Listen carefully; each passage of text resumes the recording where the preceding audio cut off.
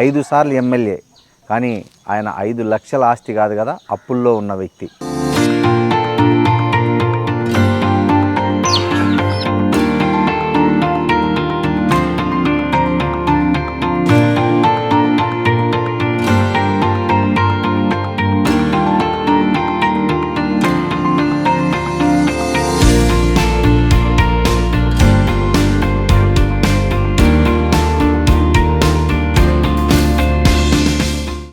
బయోగ్రఫీని కన్నడ నటుడు రాజ్ కుమార్ కొడుకు ఆయన హీరోగా పెట్టి ఒక సినిమా తీస్తున్నారు.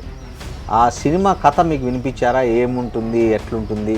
కథ వాళ్ళు వినిపించటం కాదు, మా దగ్గర నుంచి ఆ కథ అంతా తీసుకుని పోయారు. సైకిల్ మీద పోయే వాళ్ళ అసెంబ్లీకి 5 సార్లు ఎమ్మెల్యేగా మీరు ఈ ప్రాంతానికి చేసిన గుర్తుండిపోయే అభివృద్ధి పనులు ఏమేమి ఉన్నాయి? చీకటిలో ఎలాంటి ప్రాంతం ఇది. కరెంటు తీసుకుపోయాం, రవాణా సౌకర్యం కల్పించాం, అన్ని మండలాల్లో. ఎల్వి ప్రసాద్ కంటి ఆసుపత్రికి వెళ్ళి అందరిలాగా క్యూలో నిల్చుకున్నారు. ఆర్టీసీ బస్సు ఎక్కుతారు, ఆడ జిహెచ్ఎంసీ దగ్గర వచ్చే 5 రూపాయలు భోజనం తింటారు. సింప్లిసిటీ అనేది ఎట్లా వచ్చింది మీకు? అది నేను పెద్ద విచిత్రం అని అనుకోవటం లేదు. ఫలానా అని చెప్పొచ్చు, పోవచ్చు, కానీ ముందే చాలామంది ఎమ్మెల్యేలు స్థలాలు పొలాలు కూడబెట్టుకుంటారు. సో కనీసం మీరు ఇంటి స్థలమైనా తెచ్చుకున్నారా? గవర్నమెంట్ ఇచ్చింది ఎమ్మెల్యేలకి ఇంటి స్థలాలు హైదరాబాద్లో. దాన్ని మా పార్టీకి ఇచ్చాను. మా పార్టీ ఆ స్థలం అమ్మి మొత్తం మీ ఫ్యామిలీలో అందరికి కలిపి ఎంత బంగారం ఉంటుంది సార్? నా చెవులకి మా తాత గుట్టించిన బంగారం పోగులనే అమ్మేసుకున్నా. ఎందుకు అమ్మేసుకున్నారు? ఇంట్లో గడవక. బట్టలు ఎన్నిసార్లు కొంటారు సార్ సంవత్సరంలో మీరు? దసరా పండగకి మాత్రమే బట్టలు కొంటారు. ఎన్ని జతలు? మీకు ఎన్ని జతలు? ఆమెకి ఎన్ని? అలా 2 జతలు తీసుకుంటారు. ఆమె ఎప్పుడైనా మీ దగ్గర బాధపడ్డ ఉన్నాయా? బాధపడ్డ టైం ఏది అని అంటే, ఒకప్పుడు ఖమ్మం జిల్లా కమ్యూనిస్టుల కిల్లా, అవును, తర్వాత కాంగ్రెస్ కిల్లాగా మారింది. ఎందుకు కిల్లాగా మారటానికి కారణం కమ్యూనిస్ట్ పార్టీల వైఫల్యం. ఎలాంటి వైఫల్యం అంటారు? స్వభావం మారి. కమ్యూనిస్టే కదా నారాయణ. ఆయన్ని కమ్యూనిస్ట్ అని నేను అనుకో. సినిమాలు తీసి ఏం చేస్తాడు అని అనుకుంటే ఆ కమ్యూనిజాన్ని అబాస్పాలు చేస్తాను. నేను నిన్న చూసిన ఎర్ర సైన్యం సినిమాలో ఈ కార్ ఏదైతే ఉందో మహీంద్రా ఎక్స్యూవి, మీ కూతురు ఎవరైతే ప్రొఫెసర్ ఉన్నారో ఆమె తీసి ఇచ్చారు. అప్పు చేసి బండి కొనిస్తే ఇప్పుడు నేను అప్పుల పాలవుతున్నా. ఏం చెప్దామని వెళ్ళారు ఆ రోజు రేవంత్ రెడ్డి దగ్గరికి? Hello, welcome to open talk with Roddam Srinivas. ఇవాళ మనం చాలా చాలా చాలా స్పెషల్ గెస్ట్తో మాట్లాడబోతున్నాం. ఆయన ఎవరో కాదు, జనం మనిషి, జనం కోసమే బతికిన మనిషి. అర్థమవుతుందా? నేను క్లూ ఇస్తున్నా. 5 సార్లు ఎమ్మెల్యే, కానీ ఆయన 5 లక్షల ఆస్తి కాదు కదా, అప్పుల్లో ఉన్న వ్యక్తి. ఇంకా క్లూ కావాలంటే ఖమ్మం జిల్లా, పాత ఖమ్మం జిల్లా, ప్రస్తుతం భద్రాద్రి కొత్తగూడెం జిల్లాలో ఉన్నటువంటి ఇల్లెందు నియోజకవర్గంలో ఉన్నాం. ఆయన ఎవరో కాదు, సిపిఎం ఎంఎల్ పార్టీ నుంచి గెలిచినటువంటి గుమ్మడి నరసయ్య. ఆయన ఇల్లు ప్రస్తుతం మనం చేరుకున్నాం. ఇగో ఇది ఆయన ఇల్లు. వెళ్దాం, ఆయన లోపల ఏం చేస్తున్నారో ఏంటనేది ఒకసారి ఆయనతో కలిసి మాట్లాడదాం. వెల్కమ్.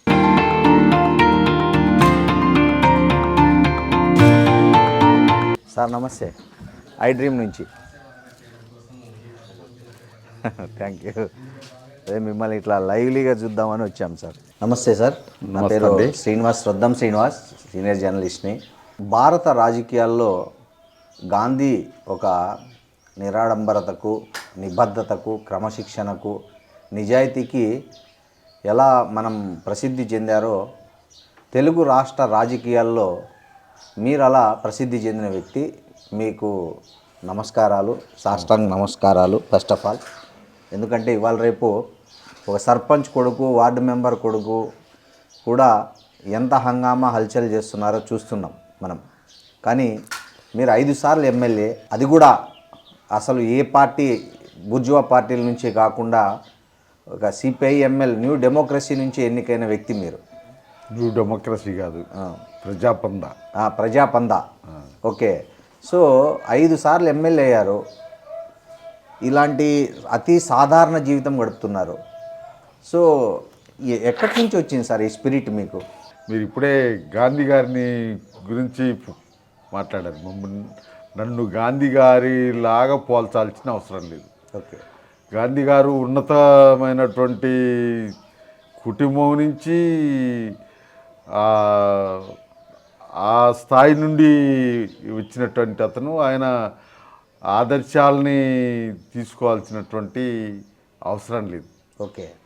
మాకు సంబంధించినటువంటి విషయానికి వస్తే మేము 5 సార్లు ఎమ్మెల్యే అయినా ఇంత సాధారణంగా ఎట్లున్నారు అనే విషయానికి వస్తే, మేము నేచురల్గా వెనకబడ్డ ప్రాంతం నుండి, వెనకబడ్డ జాతి నుండి, వెనకబడ్డ కుటుంబం నుంచి వచ్చినటువంటి వాళ్ళం. మాకు ప్రత్యేకంగా దాన్ని పోల్చాల్సినటువంటి అవసరం లేదు. ఓకే. వెనకబడ్డ జాతి, వెనకబడ్డ ప్రాంతం, వెనకబడ్డ కుటుంబం మాది. అట్లా మా పుట్టుక నుండే ఈ సాధారణమైనటువంటి విషయాల్ని చూడాలి.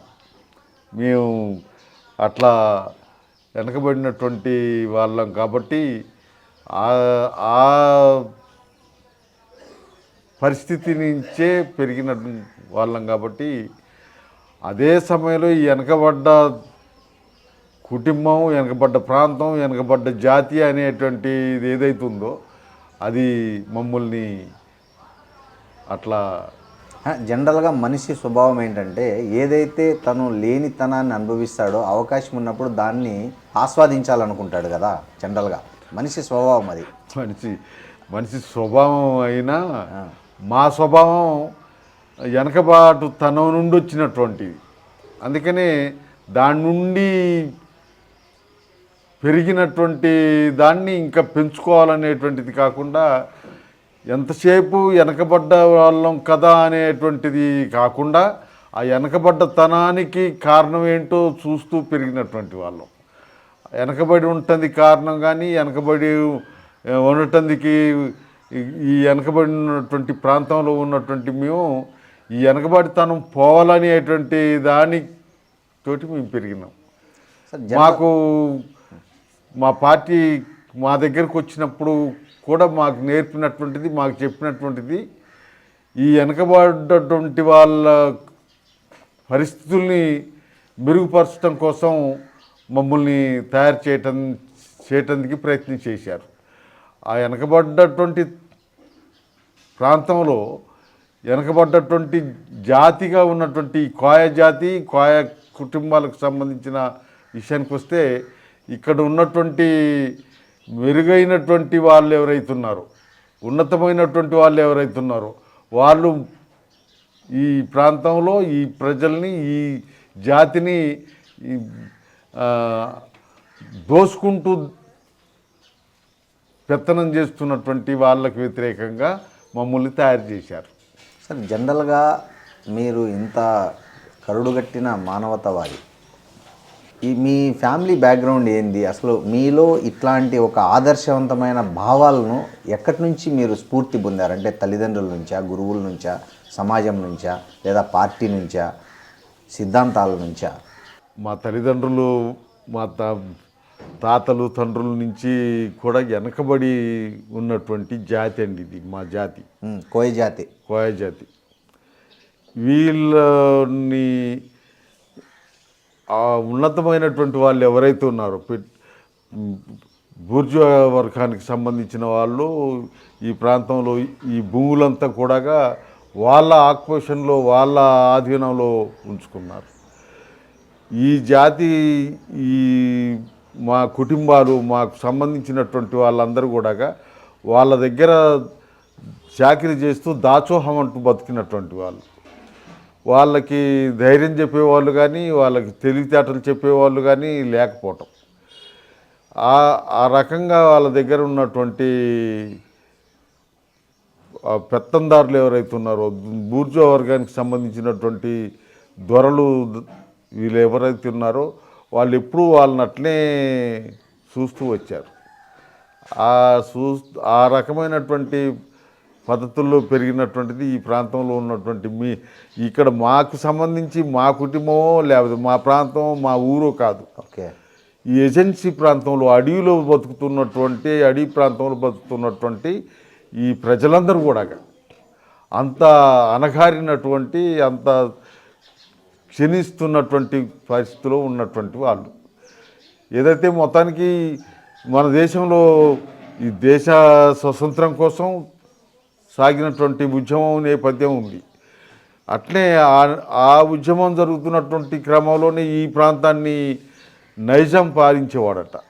ఆ నైజాం పాలనలో కూడా అణిచివేతకు గురైనటువంటి వాళ్ళు అందరూ ఎప్పుడు అణిచివేస్తూ చాకిరీ చేపిస్తూ ఉడిగని చేపిస్తూ వాడుకున్నటువంటి వాళ్ళే. వీళ్ళని ఎవరు కూడా ముందుకు తీసుకొచ్చి వాళ్ళని ఆదుకోవటం కోసం వాళ్ళ అభివృద్ధికి తోడ్పడినటువంటి వాళ్ళు లేరు. ఆనాడు జరిగినటువంటి ఈ ప్రాంతాన్ని దోస్తూ ఉన్నటువంటి ఈ ప్రాంతాన్ని వేలుతున్నటువంటి నైజాం నవాబుకి వ్యతిరేకంగా మొదలైనటువంటి తెలంగాణ సాయుధ రైతాంగ పోరాటం నేపథ్యం ఉంది. అవును. ఆనాడు వాళ్ళు ఆ జాగీర్దారికి ఆ జమీందారికి వ్యతిరేకంగా పోరాడుతూ ఈ ప్రజలకి భూమి కావాలనేటువంటిది తీసుకొచ్చారు. ఆ రకమైనటువంటి పద్ధతుల్లో జరిగిన పోరాట నేపథ్యం కూడా ఉంది. అప్పటి నుంచి ఇప్పటిదాకా అంటే మీ ఫాదరు అట్లా ఏమన్నా రైతాంగ పోరాటంలో కానీ అట్లా పాల్గొన్న చరిత్ర ఉందా, లేకపోతే మీరే మొదటి తరమ మీ కుటుంబంలో రాజకీయాల వైపు కానీ ఉద్యమాల వైపు కానీ వచ్చిన దీంట్లో? ఈడ చూస్తే కనపడేది మా కుటుంబం మా ప్రాంతం అనేటువంటిది, కానీ ఏజెన్సీ ప్రాంతం అంతా కూడా అట్లా వెనకబడినటువంటిదండి. ఇక్కడ ఎవరు కూడా వాళ్ళకు నాయకత్వం వహించి రాజకీయాలు చేసి ఆ పద్ధతుల్లో వచ్చినటువంటి వాళ్ళు కాదు. నిజంగా మా కుటుంబానికి సంబంధించినటువంటి విషయానికి కంప్లీట్ పూర్ కుటుంబం. మా తాత అటువంటి జీవితమే గడిపాడు, మా నాన్న అటువంటి జీవితమే. ఎలాంటి జీవితం గడిపారండి? అంటే వాళ్ళు ఇట్లా మీరు చెప్తున్నట్లు ఎవరైనా దొరల ఇంట్లో కానీ లేకపోతే ఇట్లా పని చేశారా, లేకపోతే కూలి అట్లా చేసుకుంటూ పెరిగి అంటే ఎలాంటి పరిస్థితులు అనుభవించారు? చాలా కటు పరిస్థితుల్ని నేను పుట్టిన తర్వాత నేను పెరిగి వస్తున్నటువంటి క్రమంలో చూసినటువంటి పరిస్థితులు అయితే చాలా కటుగా ఉన్నటువంటి ప్రాంతం అండి. వీళ్ళు ఎప్పుడూ అడవిలో దొరికేటువంటి పండ్లు కాయలు గడ్డలు వీటిని తెచ్చుకొని వీటిని సేకరించుకొని తిని బతికినటువంటి కుటుంబం. భూమికి సంబంధించినటువంటి విషయానికి వస్తే ఆనాడు పంట పండియటానికి కూడా సరైనటువంటి తెలివితేటలు లేనటువంటి పరిస్థితి. ఏదో ఆ గటకలు జొన్నలు ఇటువంటి వాటిని వేసి వాటిలో కలుపు తీసేవాళ్ళు కాదు, వాటికి మందులు వేసేవాళ్ళు కాదు. వాళ్ళకు దగ్గర ఉన్నటువంటి పశువుల పేడతోటి పంట పండించుకునేటువంటి వాళ్ళు చాలా. సార్, ఇందాక గట్టిగా అన్నారు మీ తాతలు గట్టిగా తాగేవాళ్ళని. ఇందాక మేము ఇంట్లోకి వెళ్ళి చూస్తే మీ భార్య గారు అదే మీ కోడలు గారు ఇద్దరు గట్టిగే చేస్తున్నారు, జొన్న గట్టిగా. ఇప్పటికీ అది నిద్రలేస్తానే మీరు గట్టికతో ప్రారంభమవుతుందా మీ డే?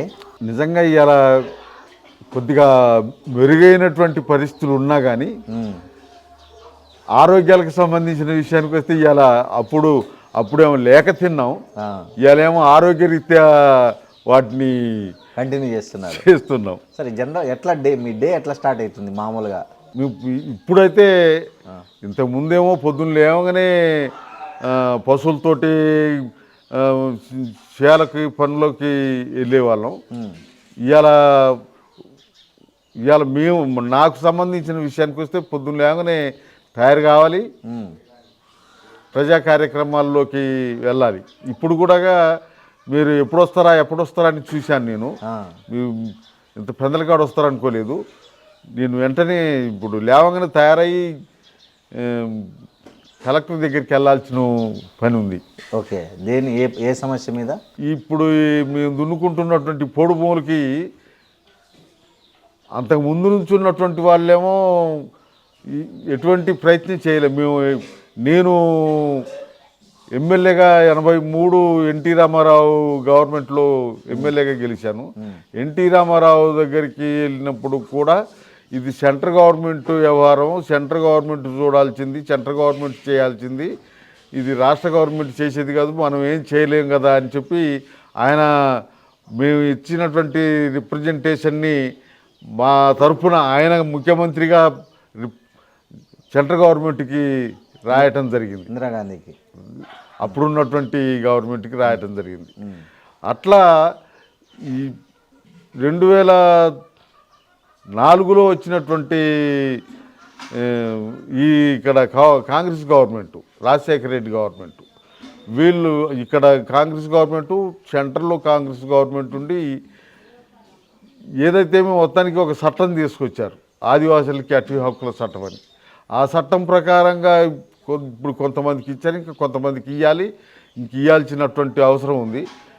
ఆ చట్టం పరిధిలో కూడా పట్టాలు ఇచ్చి పట్టాలు ఉంటే కూడా ఇంకా ఫారెస్టు వాళ్ళు, పోలీసు వాళ్ళు ఆ భూములు దున్నకుండా చేయటం, వేసిన పంటల్ని ధ్వంసం చేయటం, ఇప్పుడు చేతికి వచ్చినటువంటి పంటను తీసుకోకుండా అడ్డం తగలటం, అడ్డం పోయినటువంటి వాళ్ళ మీద పోలీస్ డిపార్ట్మెంటు సహకారం తీసుకొని కేసులు పెట్టడం, అరెస్టులు చేయటం జరుగుతుంది. ఆ మధ్య ఒక ఫారెస్ట్ ఆఫీసర్ను కూడా కొట్టి చంపేసినట్లున్నారు కదా సార్, ఇట్లాంటి పోడు భూములు వ్యవహారంలోనే ఇక్కడేనా? ఇప్పుడు అక్కడక్కడ ఇప్పుడు ఈ కొత్తగూడెం జిల్లాలోనే చండ్రుగొండ మండలంలో జరిగింది ఆ ఘటన. అటువంటి ఘటనలో ఇటు ఆదిలాబాదు, కరీంనగర్కి వెళ్ళి కూడా 2 ఘటనలు జరిగినట్టున్నాయి. ఏదైతే వాళ్ళు అడ్డం పోవటం, వాళ్ళు ఫారెస్టు వాళ్ళు హరాశకంగా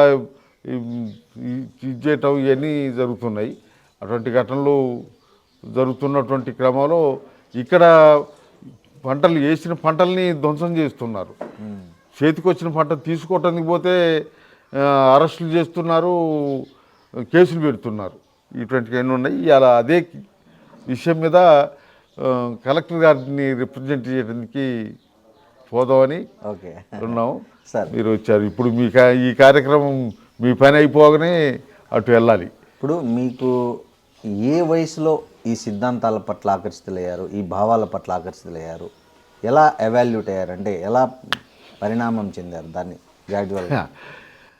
ఇప్పుడు నేను ఇందాక చెప్తున్నట్టు ఈ తెలంగాణ సాయుధ రైతాంగ పోరాటం అనేది జరిగి కొంత ఇక్కడ ఉన్నటువంటి భూస్వాములు వీళ్ళందరూ కూడా పట్టణాలు పట్టడం జరిగింది. ఆ తర్వాత 1947లో దేశానికి స్వతంత్రం వచ్చింది అనేటువంటిది జరిగిన తర్వాత ఈ సాయుధ రైతాంగ పోరాటం విరమింపబడింది. ఆ తర్వాత పరిణామాలు ఏంటి అని దానికి వస్తే ఎక్కడేసిన కొంగడ అక్కడ లాగానే పేదోళ్ళ దగ్గర భూమి లేదు, పేదోళ్ళకి వాళ్ళు చేసే పనికి సరైనటువంటి వేతనం లేదు, ఆ ప్రాంతంలో అభివృద్ధి అనేటువంటిది లేదు. ఇది అభివృద్ధి జరగాలంటే మళ్ళా నక్సల్బరీ పోరాటం మొదలైంది. ఆ నక్సల్బరీ పోరాటం నక్సల్బరీ నుండి మొదలుకొని శ్రీకాకుళం ఈ ప్రాంతం గోదావరి పరివాహక ప్రాంతం అంతా కూడా వెనకబడినటువంటి టైంలో ఇక్కడ ఆ సాయుధ రైతాంగ పోరాటంలో పనిచేసినటువంటి వాళ్ళు ఎవరైతున్నారో వాళ్ళు ఇక్కడ విప్లవం పూర్తి కాకుండా ఈ ప్రజలకి న్యాయం జరగదు అనే పద్ధతిలో బయలుదేరారు. వాళ్ళు ఈ ప్రాంతంలో, ఈ ఏజెన్సీ ప్రాంతంలో, అడవి ప్రాంతంలో, ఈ మన తెలంగాణ ఆంధ్ర రాష్ట్రమే కాకుండా దేశవ్యాప్తంగా ఉన్నటువంటి పరిస్థితుల్ని దృష్టిలో పెట్టుకొని వాళ్ళు వచ్చి రావటం జరిగింది. ఈ ప్రాంతానికి మా ప్రజల దగ్గరికి ఈ ప్రాంతంలో ఉన్నటువంటి సండ్ర పుల్లారెడ్డి, మాదాల నారాయణ స్వామి, దేవులపల్లి వెంకటేశ్వరరావు, కొల్ల వెంకయ్య, షార్ మజుందారు నాయకత్వంలో వీళ్ళు ఇక్కడ తయారయ్యారు. అయితే మళ్ళా షార్ మజుందారుని వదిలేసి షార్ మజుందారు ఆలోచన ఏదైతుందో, షార్ మజుందారు పద్ధతి ఏదైతుందో కొద్దిగా ప్రమాదకరంగా ఉందని చెప్పి ఆయనకు దూరం అవుతూ ఈ ప్రాంతంలో ఉన్నటువంటి ప్రజల దగ్గరికి వచ్చి ఇది చేశారు.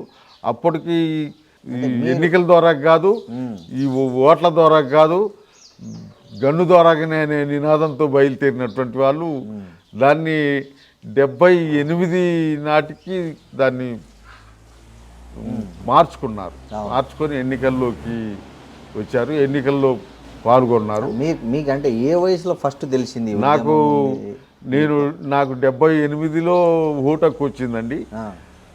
ఈ పార్టీ 78లో ఎన్నికలకు వచ్చి ఈ ఇల్లెందు కాన్స్టిట్యున్సీలో అభ్యర్థిని నిలబెట్టి ఇది చేశారు. నేను ఫస్ట్ నాకు ఎన్నికల్లో ఓటు హక్కు రావటం కానీ ఓటు వేయటం కానీ ఈ 78లో ఈ పార్టీకే ఓటేశాను.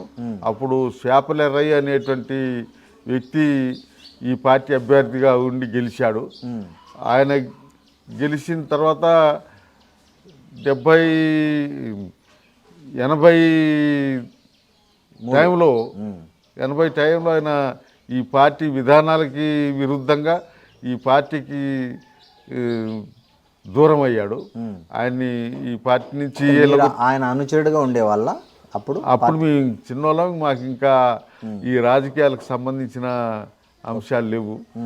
ఆ ఎన్నికలు అయిన తర్వాత మేము ఆ పార్టీ ఆర్గనైజేషన్ ఈ ప్రాంతానికి రావడం జరిగింది. ఆ పార్టీ ఆర్గనైజేషన్లో ఉన్నటువంటి కార్యకర్తలు మా దగ్గరికి వచ్చి ఈ కూలి రేట్లు పెంచడంలో కానీ, మాకు అప్పుడు ఎంత కూలి ఉండేది అని అంటే 2 రూపాయలు 3 రూపాయలు కూలి, పొద్దుదాకా పనిచేస్తే 2 రూపాయలు 1980లో 80 ఆ ప్రాంతంలో అట్లా వాళ్ళ కూలి రేట్లు పెంచుకునే వాళ్ళం. తునికాకు ఎండాకాలం వస్తే తునికాకు మాకు రెండో పంట లాంటిది. ఆ తునికాకు కోస్తే తునికాకు రేట్ కట్ట, పెద్ద కట్ట, ఇంతలావు కట్ట కడితే అలా 200 150 ఆకులు ఉండే కట్ట, దాన్ని 2 పైసలు 3 పైసల రేటుతోటి ఉండేది నాకు తెలిసి. నేను సరే, మొదటిసారి మీరు 83లో అభ్యర్థి కదా, మీ ఎంపిక ఎలా జరిగింది? మీరు ఊహించారా అప్పుడు మిమ్మల్ని ఎమ్మెల్యేగా ఎంపిక చేస్తారని? అలా ఎవరు చేశారు మిమ్మల్ని ఎమ్మెల్యేగా నిలబడం?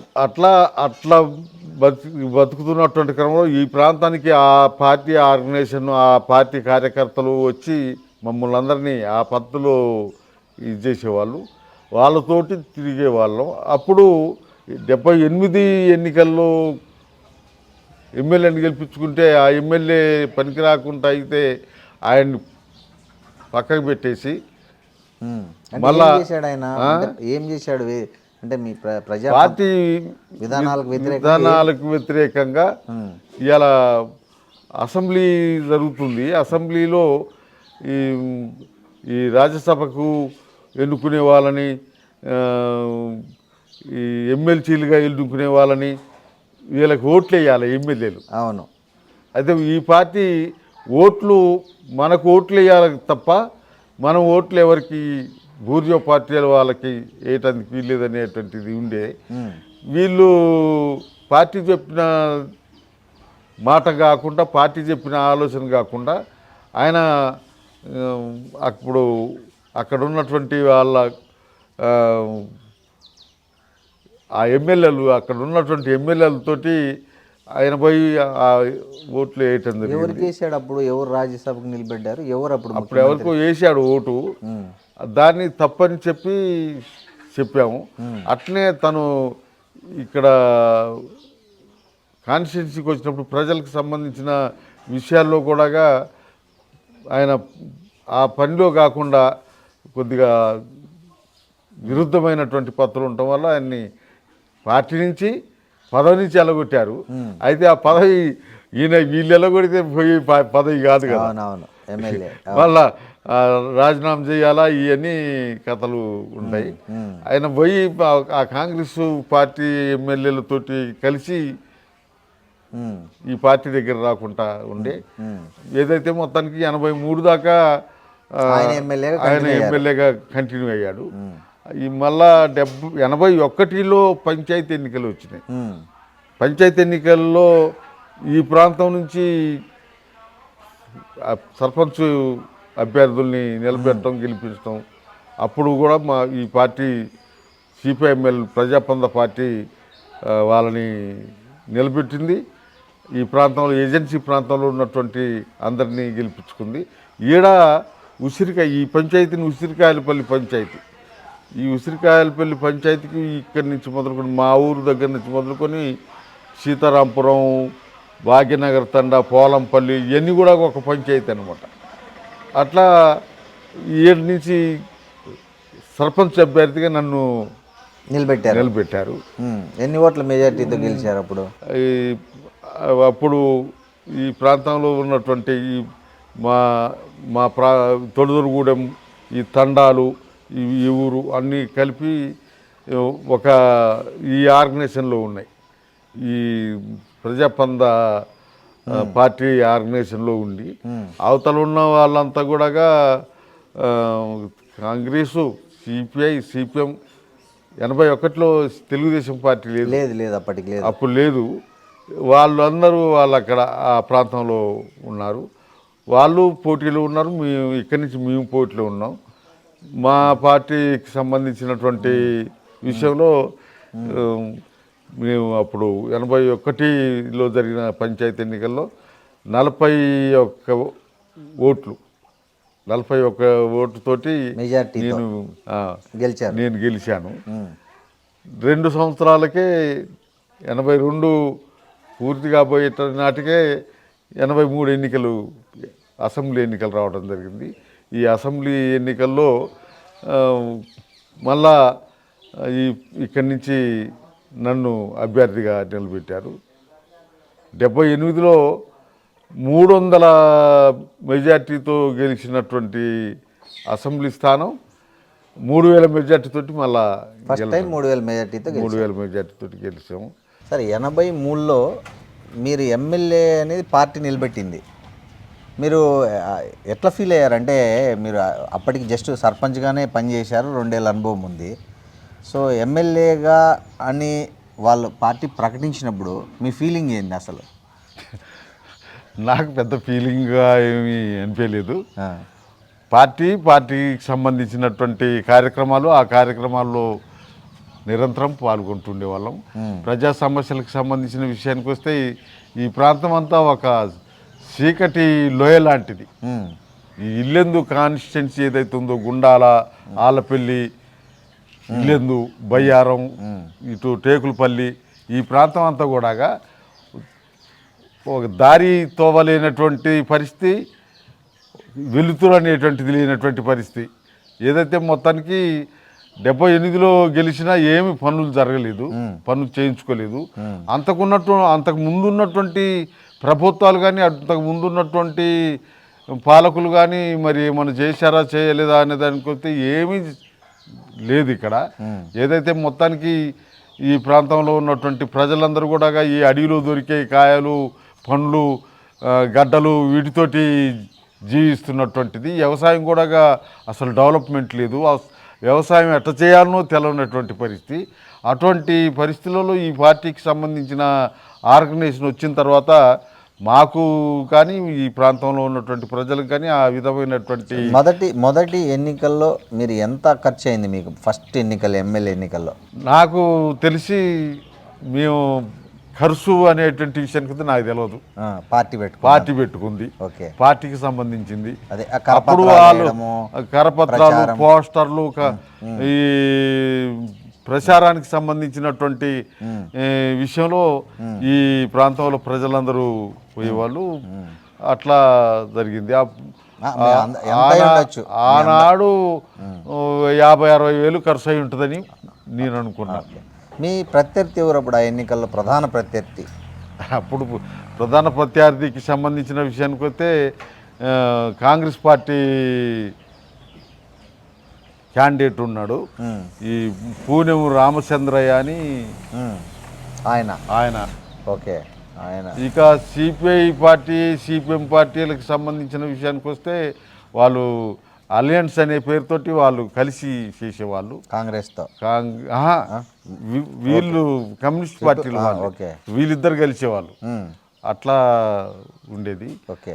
ఆ తర్వాత 83 నుంచి తెలుగుదేశం కూడా వచ్చింది, వాళ్ళు ఉండేవాళ్ళు. అప్పుడు ఎన్టీఆర్ ప్రభంజనం రాష్ట్రమంతా వీచింది కదా సార్, మీ దగ్గర దాని ఎఫెక్ట్ ఏమి పడలేదా? ఎన్టీఆర్ ఇక్కడ మా దగ్గర మా ప్రాంతంలో ఈ ఏజెన్సీ ప్రాంతం అంతా కూడా మా ప్రభంజనమే ఉందిలే కానీ ఎన్టీఆర్ ఇక్కడ వచ్చారా, ప్రచారం వచ్చిండు. ఎన్టీఆర్ మీ కాన్స్టిట్యున్సీలో కూడా కాన్స్టిట్యున్సీ ఇల్లెందు, కొత్తగూడెం, పాలంచ, భద్రాచలం దాకా ఆయన ప్రచారం చేసిపోయి జనం పోయారా? బాగానే పోయారు.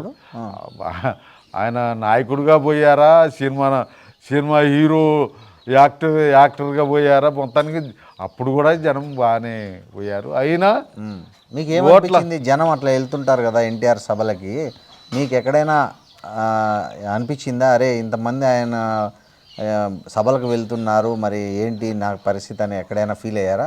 అటువంటిది ఏమీ లేదు. ఓకే,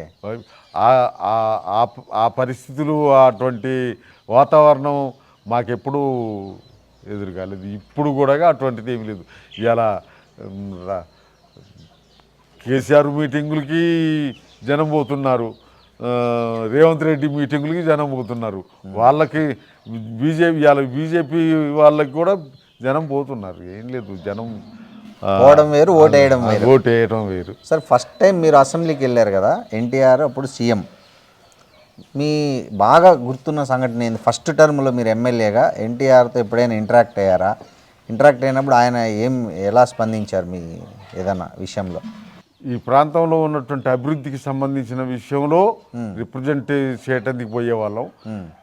అట్లే ఈ పోడుమూలకి పట్టాలు కావాలనేటువంటి విషయంలో ఆయన్ని గెలవటానికి మా పార్టీగా మా నాయకత్వం పోయింది. అప్పుడు ఆయన దగ్గరికి వెళ్ళినప్పుడు హైదరాబాద్లో పెద్ద ప్రోగ్రాం పెట్టాం. ఒక 20,000 మందితోటి ఊరేగింపు. ఇక్కడి నుంచి తూర్పుగోదావరి, పశ్చిమ గోదావరి, ఖమ్మం, వరంగల్, కరీంనగర్, ఆదిలాబాదు ఈ ప్రాంతాల నుంచి సేకరించినటువంటి పోడు భూముల పట్టాక దరఖాస్తులు ఒక చిన్న లారీలో దరఖాస్తులన్నీ లారీకి వేసుకుని పోయాం. అవన్నీ తీసుకొచ్చి అక్కడ ఇప్పుడు పాత సెక్రటేరియట్ ఉండే, అందులో ఎన్టీ రామారావు నుండి టైం తీసుకుపోతే ఇవన్నీ సెక్రటేరియట్ తీసుకెళ్ళాము. ఈ కాగితాలన్నీ మళ్ళీ ఇప్పుడు ఆడికి పోయిన తర్వాత తలాయిని పట్టుకున్నాంలే. మా నాయకత్వం, ఇప్పుడు డెలిగేషన్కి పోవాల్సిన నాయకత్వం తలాయిని పట్టుకొని పోయాం. ఆయన ఛాంబర్లో పెట్టినాము. ఇవన్నీ నేనేడ చూస్తా, నేనేం చేస్తా, ఇది నాకు సంబంధించింది కాదు కదా, సెంట్రల్ గవర్నమెంట్ చేయాల్సింది, ఫారెస్టు సెంట్రల్ గవర్నమెంట్ది, మేము చేసేది కదా, కాకపోతే మీ తరఫున నేను ఒక దరఖాస్తు పంపిస్తాను అని చెప్పినటువంటిది ఉంది. అట్లే ఆయన దగ్గరికి టైం తీసుకోవటానికి పోవాలంటే అక్కడ ఉన్నటువంటి అధికారులతోటి మాట్లాడి టైం తీసుకునే వాళ్ళం. ఆయన దగ్గరికి ఒకసారి మా నాయకత్వం ఈ సమస్యల మీద, ప్రజా సమస్యల మీద రిప్రజెంట్ చేయడానికి వెళ్ళటం జరిగింది. మాదాల నారాయణ స్వామి అప్పుడు మా పార్టీ ఇప్పుడు చీలిపోయి 3-4 గ్రూపులకు ఉంది, కానీ అప్పుడు ఒక పార్టీగానే ఉన్నాం. ఆనాడు వేములపల్లి వెంకటరామయ్య గారు, మాదాల నారాయణ స్వామి, ఈ పెద్ద మనుషులతోటి నేను ఆయన ఇంటికి వెళ్ళాను. అప్పటికే ఆయన మాకు ఇచ్చింది 6 గంటలకి టైం, పొద్దున. మేము పోయేటప్పటికే ఆయన ఇల్లంతా నిండిపోయి ఉన్నారు.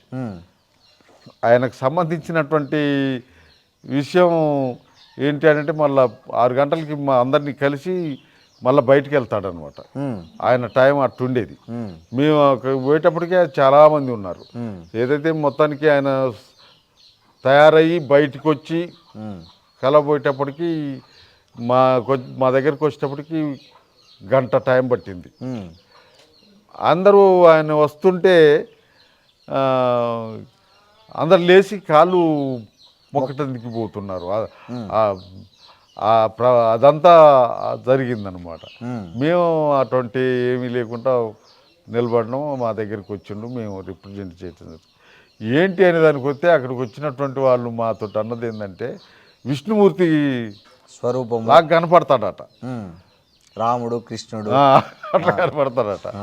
అది ఆయనకు ఉన్నటువంటి ఇది. ఓకే. అట్లా మీరు అసెంబ్లీలో ఎప్పుడు మాట్లాడే అవకాశం వచ్చినప్పుడు రామారావు గారు ఆయన అధికార పార్టీ నాయకుడు, సిఎల్పి నాయకుడు కదా, అప్పుడు ఏమైనా ఇంటరాక్షన్ జరిగేదా మీకు మీకు ఆయనకి మధ్య ఏదైనా ఇష్యూస్లో?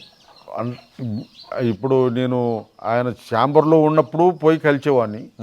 ఎట్లా లేదు అసెంబ్లీలో ఉన్నప్పుడు కూడా నేను లెటర్ పట్టుకొని పోయి ఇచ్చేవాడిని.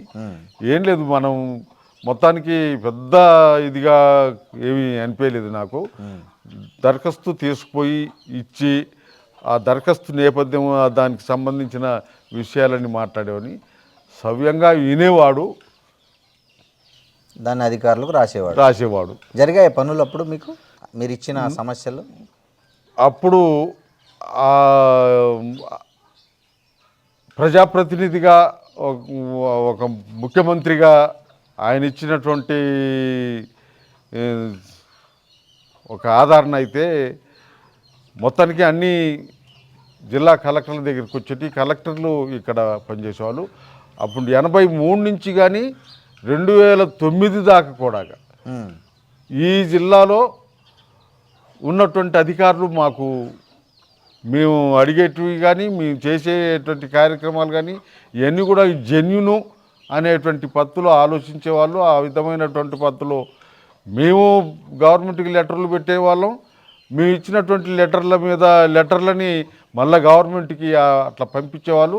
ఆ రకంగా అప్పటి నుంచి మొదలుకొని ఇప్పటిదాకా మేము చేసినటువంటి పనులు, మేము చేసినటువంటి అభివృద్ధి కార్యక్రమాలే కనపడుతున్నాయి. 83 నుంచి 2009 వరకు మీరు 5 సార్లు ఎమ్మెల్యే. ఈ 5 సార్లు ఎమ్మెల్యేగా మీరు ఈ ప్రాంతానికి చేసిన గుర్తుండిపోయే అభివృద్ధి పనులు ఏమేమి ఉన్నాయి? అసలు నేను ఇంతకు ముందు నేను ఫస్ట్ చెప్పాను, ఒక చీకటిలో ఎలాంటి ప్రాంతం ఇది. ఇక్కడ కరెంటు లేదు, రావటానికి పోవటానికి కావాల్సిన దారులు లేవు, చదువుకోవటానికి కావాల్సిన స్కూళ్ళు లేవు. అటువంటివన్నీ కూడా ఇక్కడ మేము చేసాం. 86లో ఎన్టీ రామారావు గవర్నమెంటు మండలాలను చేసింది. ప్రజలకి అధిక పరిపాలన సౌలభ్యంగా ఉండటం కోసమని మండలాలు చేసింది. ఆ మండలాలకు సంబంధించిన విషయంలో వాటికి కావాల్సిన ఆఫీసులు, వాటికి కావాల్సిన నిధులు వీటన్నిటినీ మంజూరు చేయటం జరిగింది. అన్ని గ్రామాలకి కరెంటు తీసుకుపోయాం. అన్ని గ్రామాలకి రోడ్లు, రవాణా సౌకర్యం కల్పించాం. అన్ని మండలాల్లో స్కూళ్ళు, వాటికి కావాల్సిన సవలతులన్నీ కూడా ఏర్పాటు చేసాం. అన్ని మండలాల్లో హాస్పిటల్స్ తీసుకొచ్చాం.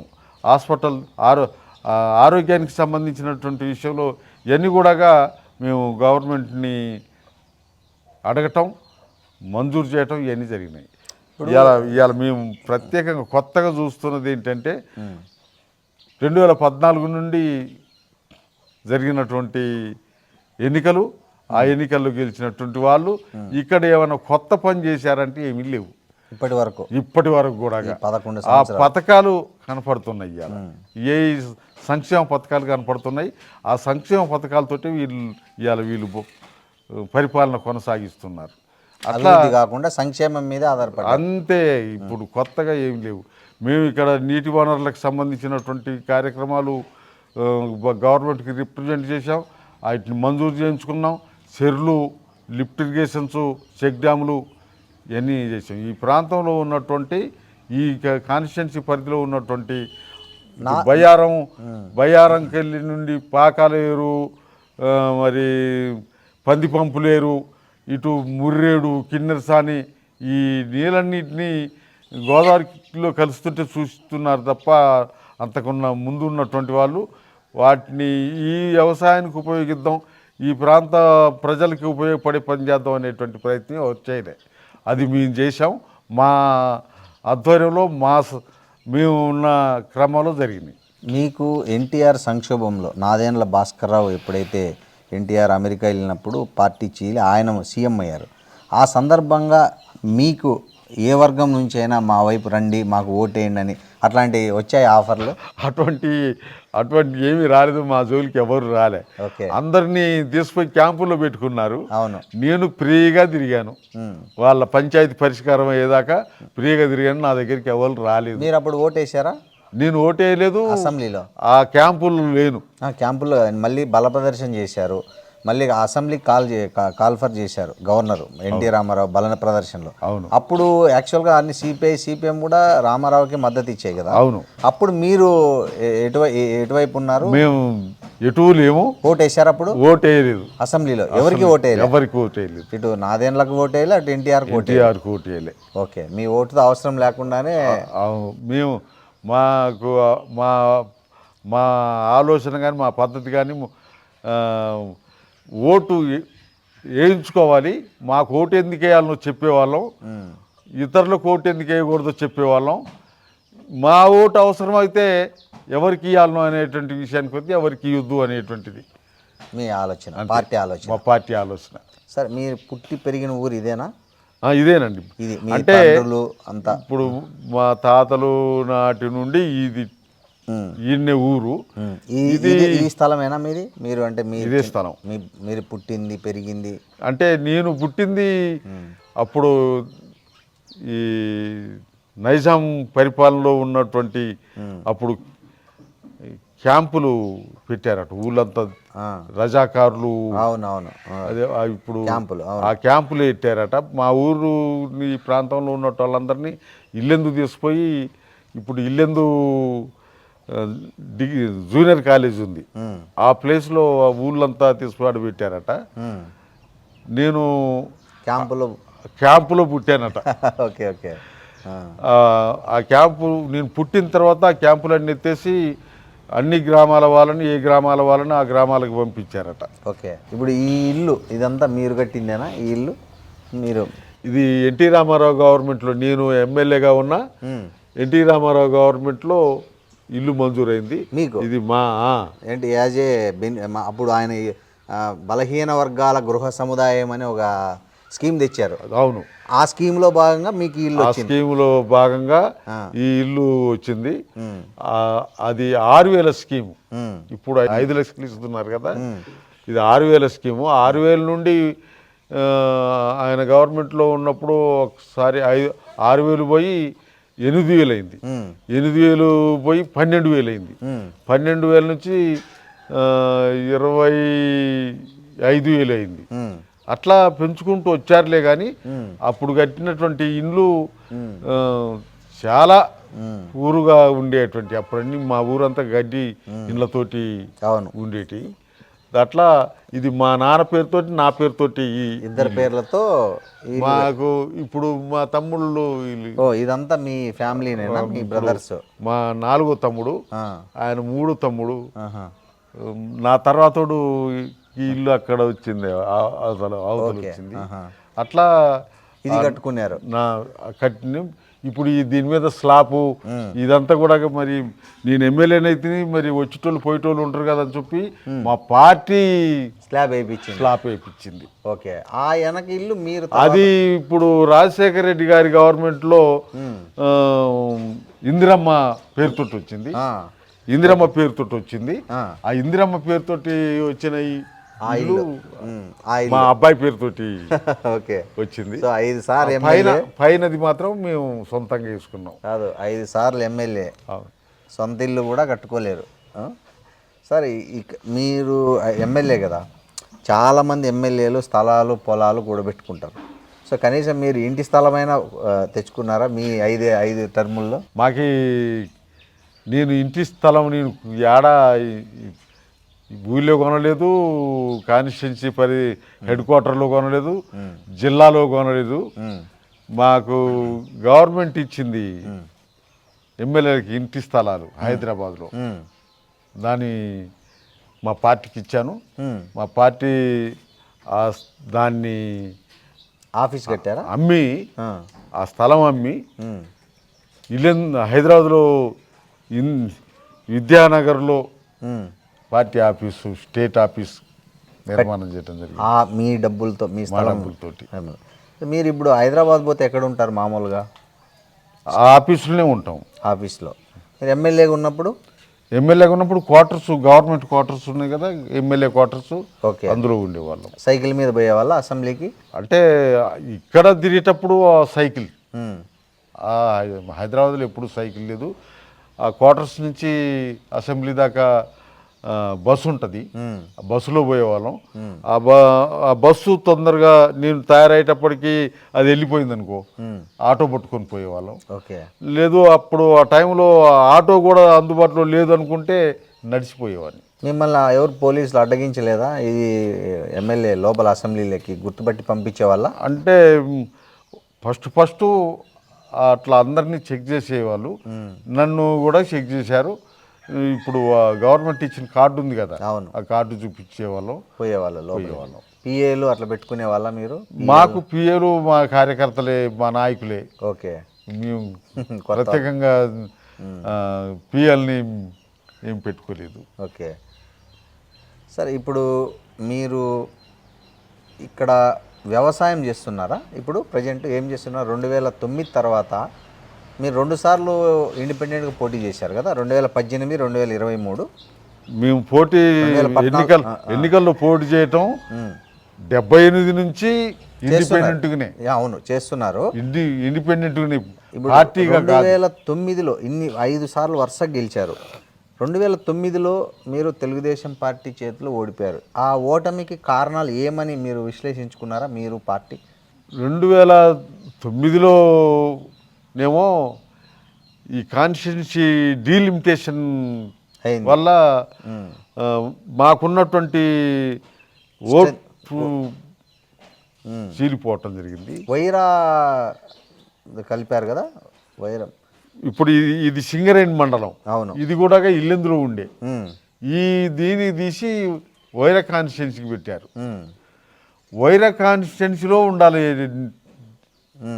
నేచురల్గా ఉండాల్సింది కాంపెల్లి మండలం, ఇల్లెందుకు పెట్టారు. ఒకటి మాకు గుండెకాయ, గుండాల, ఆ గుండాలను తీసాము, పినపాకకు పెట్టారు.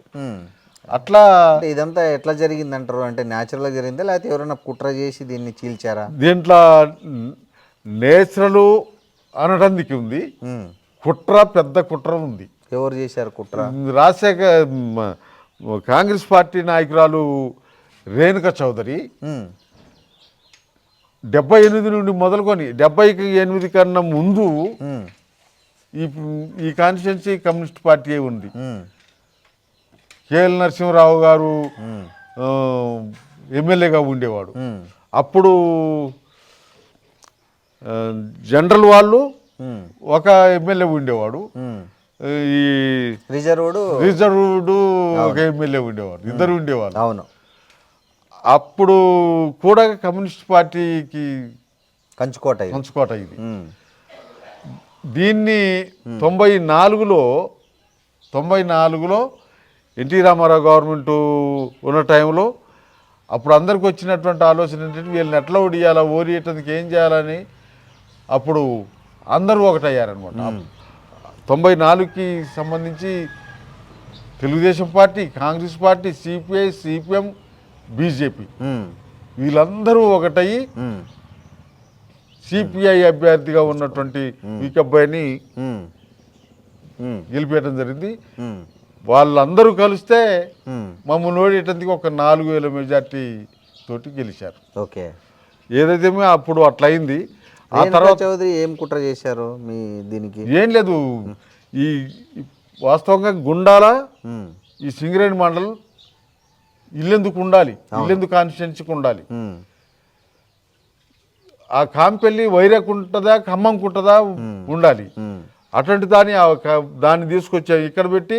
కానీ ఆమె ఖమ్మం లోక్సభ, ఇదేమో మహబూబాబాద్ లోక్సభకు వస్తుంది కదా. వాళ్ళు అట్ట చూడలే ఈడ, కానీ ఈ కాన్స్టిట్యున్సీని ఏం చేయాలనేది. Okay okay okay. ఈ కాన్స్టిట్యున్సీని ఏం చేయాలి, ఈ కాన్స్టిట్యున్సీలో మా ప్రభావం, మా నేపథ్యం లేకుండా చేయాలి. ఓకే. అది సంబంధించినటువంటిది. అది ఒక పొలిటికల్ కుట్ర అన్నమాట అది. దీని మీద మీరేమి నిరసన వ్యక్తం చేయడం కానీ రిప్రజెంటేషన్? మేము రిప్రజెంట్ చేసాము. సెంట్రల్ గవర్నమెంట్ డీలిమిటేషన్ కమిటీ ఉంది. ఆ కమిటీకి కూడా ఇది ఎట్లుండాలి, ఏం చేయాలని మేము ఈ కాన్స్టిట్యున్సీ వరకే కాకుండా జిల్లాలో ఈ డీలిమిటేషన్లో ఎన్ని నియోజకవర్గాలు కావాలి, ఆ నియోజకవర్గాలు ఎట్లా ఉండాలి అనేటువంటి మ్యాప్ తయారు చేసి తీసుకుపోయి ఇచ్చాం. అందరు కూడా బాగుంది అని అన్నారు కానీ ఇంప్లిమెంట్ చేయలేదు. అదేలే, దాన్ని అమల్లోకి తీసుకొచ్చేటప్పటికి జరిగిపోయేదేదో జరిగిపోయింది. ఒకప్పుడు ఖమ్మం జిల్లా కమ్యూనిస్టుల కిల్లా, అవును, తర్వాత కాంగ్రెస్ కిల్లాగా మారింది. ఎందుకు? అది కాంగ్రెస్ పార్టీ కిల్లాగా మారటానికి కారణం కమ్యూనిస్ట్ పార్టీల వైఫల్యం, కమ్యూనిస్ట్ పార్టీల వైఫల్యం అంటే ఎలాంటి వైఫల్యం అంటారు? ఒకనాడు నాయకులేమో ప్రజల భూస్వాముల దగ్గర భూములు ప్రజలకు పంచి వాళ్ళ కుటుంబాల దగ్గర ఉన్నటువంటి భూముల్ని కూడా ప్రజలకి పంచారు. భీమిరెడ్డి నరసింహారెడ్డి కానీ, మంచికంటి కిషన్ రావు కానీ, వీళ్ళందరూ ఇటువంటి వాళ్ళు కూడా అటువంటి కమ్యూనిస్ట్ సిద్ధాంతం, అటువంటి స్వభావం మారి ఇప్పుడు యాడుందా ఏముందా దాన్ని ఎట్టగా చేయాలన్నా అనే నాయకులు వచ్చారు. ఉదాహరణకు అందుకని ఇలా కమ్యూనిస్టు కోటగా ఉన్న ఖమ్మం జిల్లా కాంగ్రెస్ కోటగా మారటానికి కారణం. ప్రధానంగా తప్పు పట్టాల్సి వస్తే ఏ నాయకుడిని తప్పులు పడతారు మీరు? ఇక్కడ నాయకులు అనే విషయానికి వస్తే జనరల్గా ఈ నాయకుడు ఆ నాయకుడు అనేది కాకుండా పార్టీలోనే అటువంటి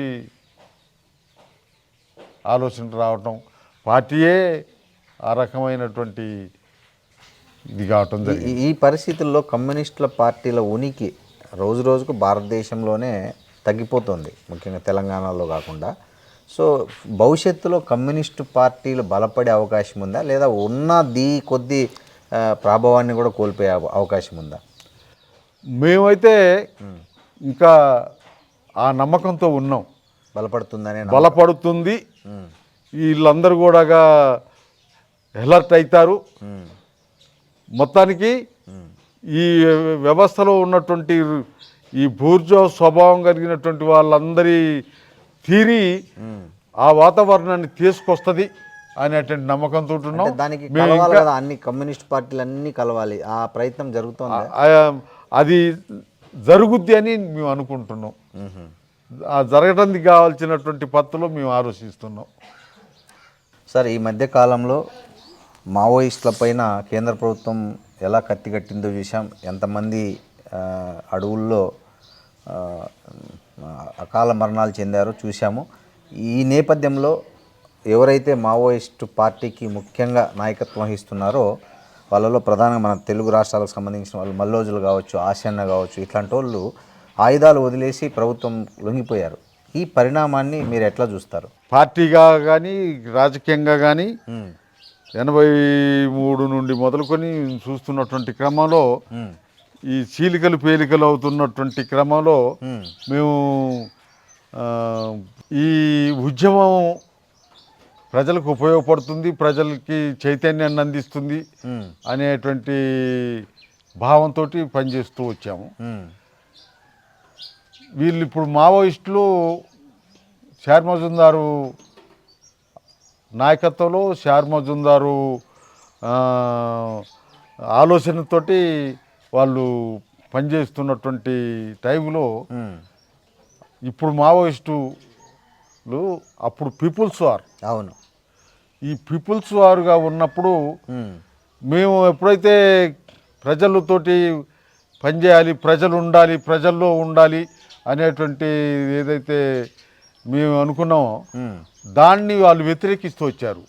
వీళ్ళు రివిజనిజంలో కొట్టకపోతున్నారు, రివిజనిస్ట్ ఆలోచనలు అయ్యి ఈ రకమైనటువంటి పద్ధతుల్లో పనిచేస్తే ప్రజలు ఉద్యమంలోకి రారు, ప్రజలు ఉద్యమం వైపు చూడరు అనేటువంటి పద్ధతిలో వీళ్ళు లేకుండా అసలు ఒక పక్క గవర్నమెంట్ ప్రభుత్వాలు పాలకులే వీళ్ళు లేకుండా చేయాలనేటువంటిది ఉంటే వీళ్ళు ఈ మావోయిస్టులు ఈ రివిజనిజం ఆలోచనలో పోతున్నటువంటి వీళ్ళని లేకుండా చేయాలని పత్తులో మా వాళ్ళని మా ముఖ్యమైనటువంటి నాయకుల్ని హత్యలు చేశారు. అట్లే వీళ్ళు చేస్తున్నటువంటి పనులలో కార్యక్రమాల్లో ఇబ్బందులకు గురైనటువంటి వాళ్ళు, ఇక్కడ నిలబడలేని, ఇక్కడ బతకలేనటువంటి పరిస్థితిలో ఉన్నటువంటి వాళ్ళు పోయి వాళ్ళ దగ్గర చేరి వాళ్ళతోటి చేస్తున్నటువంటి దాన్ని చూస్తే మా పార్టీలోకి మా సిద్ధాంతాన్ని నచ్చి మా సిద్ధాంతాన్ని బలపరిచి ఆ వెలుగులో వీళ్ళు మా దగ్గరకు వస్తున్నారు, ప్రజలందరూ మా వైపు వస్తున్నారని భ్రమించినటువంటి వాళ్ళు ఇవాళ వాళ్ళ ఆలోచనలు అన్నీ కూడా తప్పుడు పత్తులు జరిగినాయి. ఈ హత్యలు చేయటంలో కానీ ఇలా ప్రభుత్వం బలం ఎంత, మన బలం ఎంత అనేది చూడకుండా మేము యుద్ధం చేస్తున్నాం. నేను ఈ రకంగా నేను చెప్తానంటే ఈ తెలంగాణ ప్రాంతంలోనో లేకపోతే ఈ ఛత్తీస్గఢ్ ప్రాంతంలోనో నువ్వు తుపాకు పట్టుకొని సినిమా హీరోలాగా ఫైట్ చేస్తే అది అయ్యే పని కాదు కదా, దేశవ్యాప్తంగా రావాలి కదా ఆ మార్పు. అటువంటి ఏం చేయకుండా ఇవాళ సడన్గా దిగిపోయారు.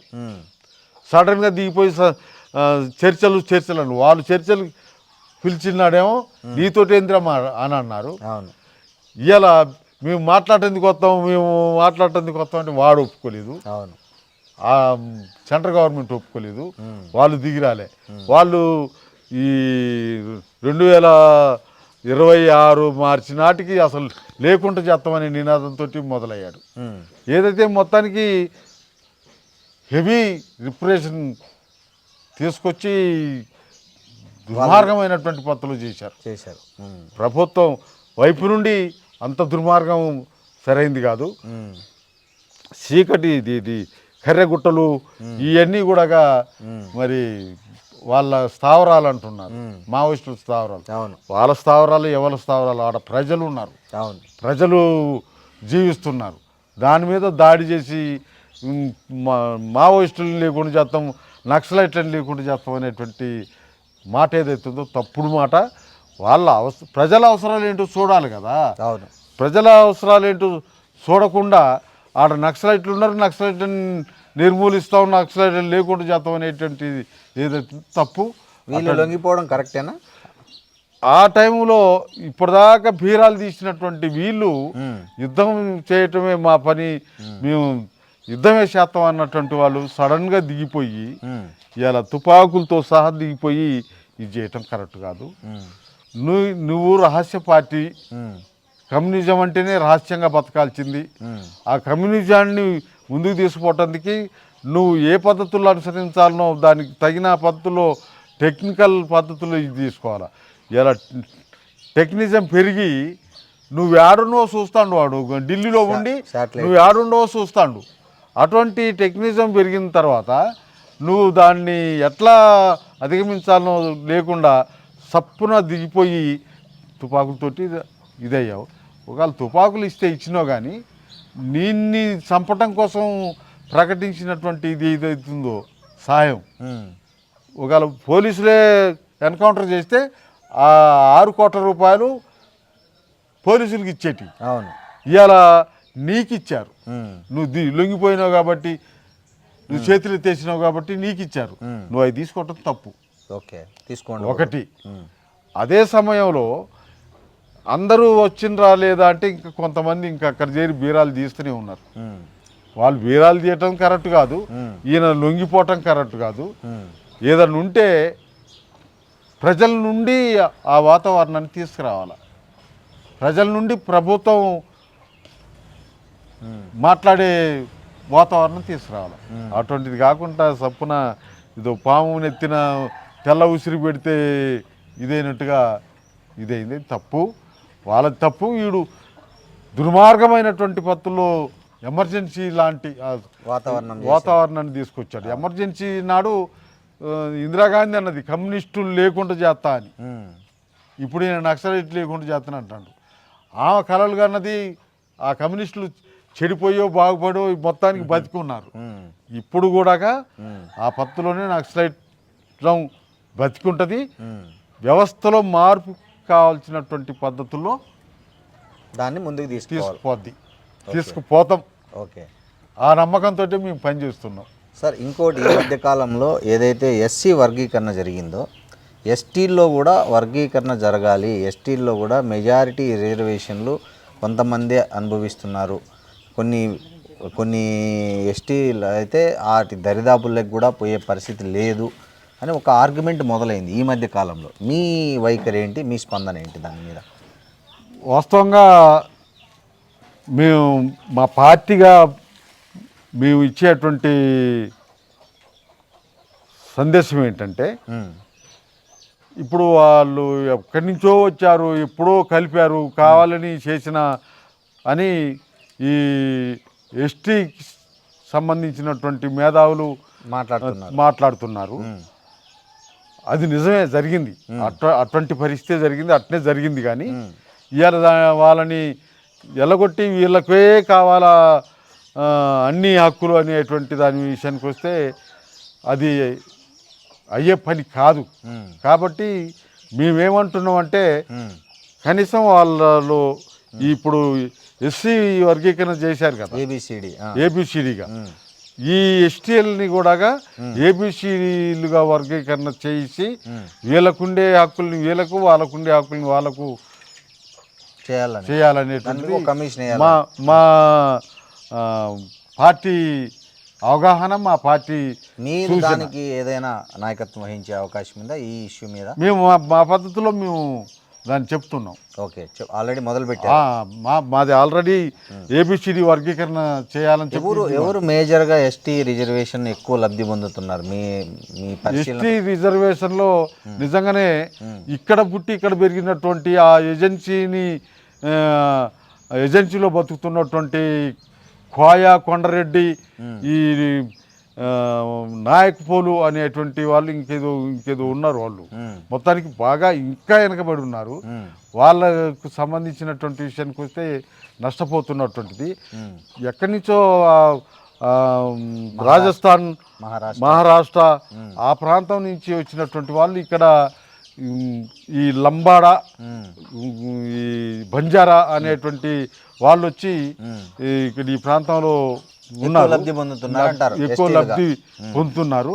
అదే సమయంలో వాళ్ళు లబ్ధి పొందడానికి కూడా వాళ్ళకు ఉన్నటువంటి నాలెడ్జ్ ప్రకారంగా ఈ కోయ, కొండరెడ్లకు లేకపోవటం, వాళ్ళు ఆ పద్ధతుల్లో ముందుకు జరగటం లేదు. ఇలా కొంత చదువు అందుబాటులోకి వచ్చి పిల్లలందరూ చదువుకుంటున్నారు, చదువుకొని ఆలోచిస్తున్నారు. కానీ ప్రభుత్వం వైపు నుండి వాళ్ళకి కావాల్సినటువంటి సౌకర్యాలు ఏవైనా ఉన్నాయంటే వాటిని వీళ్ళు స్పీడ్గా లాగేసుకుంటున్నారు, వీళ్ళేమో సతికిలబడి చూస్తున్నారు. చదువు అంటే గుర్తొచ్చింది, ఇందాక మీ కొడుకుతో మాట్లాడాం. మీకు పిల్లలు ఎంతమంది సార్? ఇద్దరా, ముగ్గురా? నలుగురు. 2 అబ్బాయిలు 2 అమ్మాయిలు. అయితే అబ్బాయిలు పెద్దోళ్ళు, 2 అబ్బాయిల తర్వాత 2 అమ్మాయిలు. వీళ్ళలో చిన్న అబ్బాయి 94 మే 1 తారీఖు నాడు, నేనేమో ఏడదో బండి తీసుకొచ్చిన వాళ్ళతో అడకొచ్చి బండి పెట్టి నేను ఊళ్ళో జెండా ఎగిరేయటానికి వెళ్ళాను. వాడు ఆ బండి తీసుకుని బయటికి వెళ్ళి పడిపోయి చనిపోయాడు. యాక్సిడెంట్. ఆ బండితో పడిపోయి చనిపోయాడు. అమ్మాయిలు ఉన్నారు. వీళ్ళిద్దరు కూడా ఇప్పుడు అబ్బాయిలు ఇద్దరు కూడా, అబ్బాయి 10లో, వాడు చచ్చిపోయినటువంటి వాడు 9వ తరగతి పూర్తయింది, వాడు 10లోకి పోయేవాడు.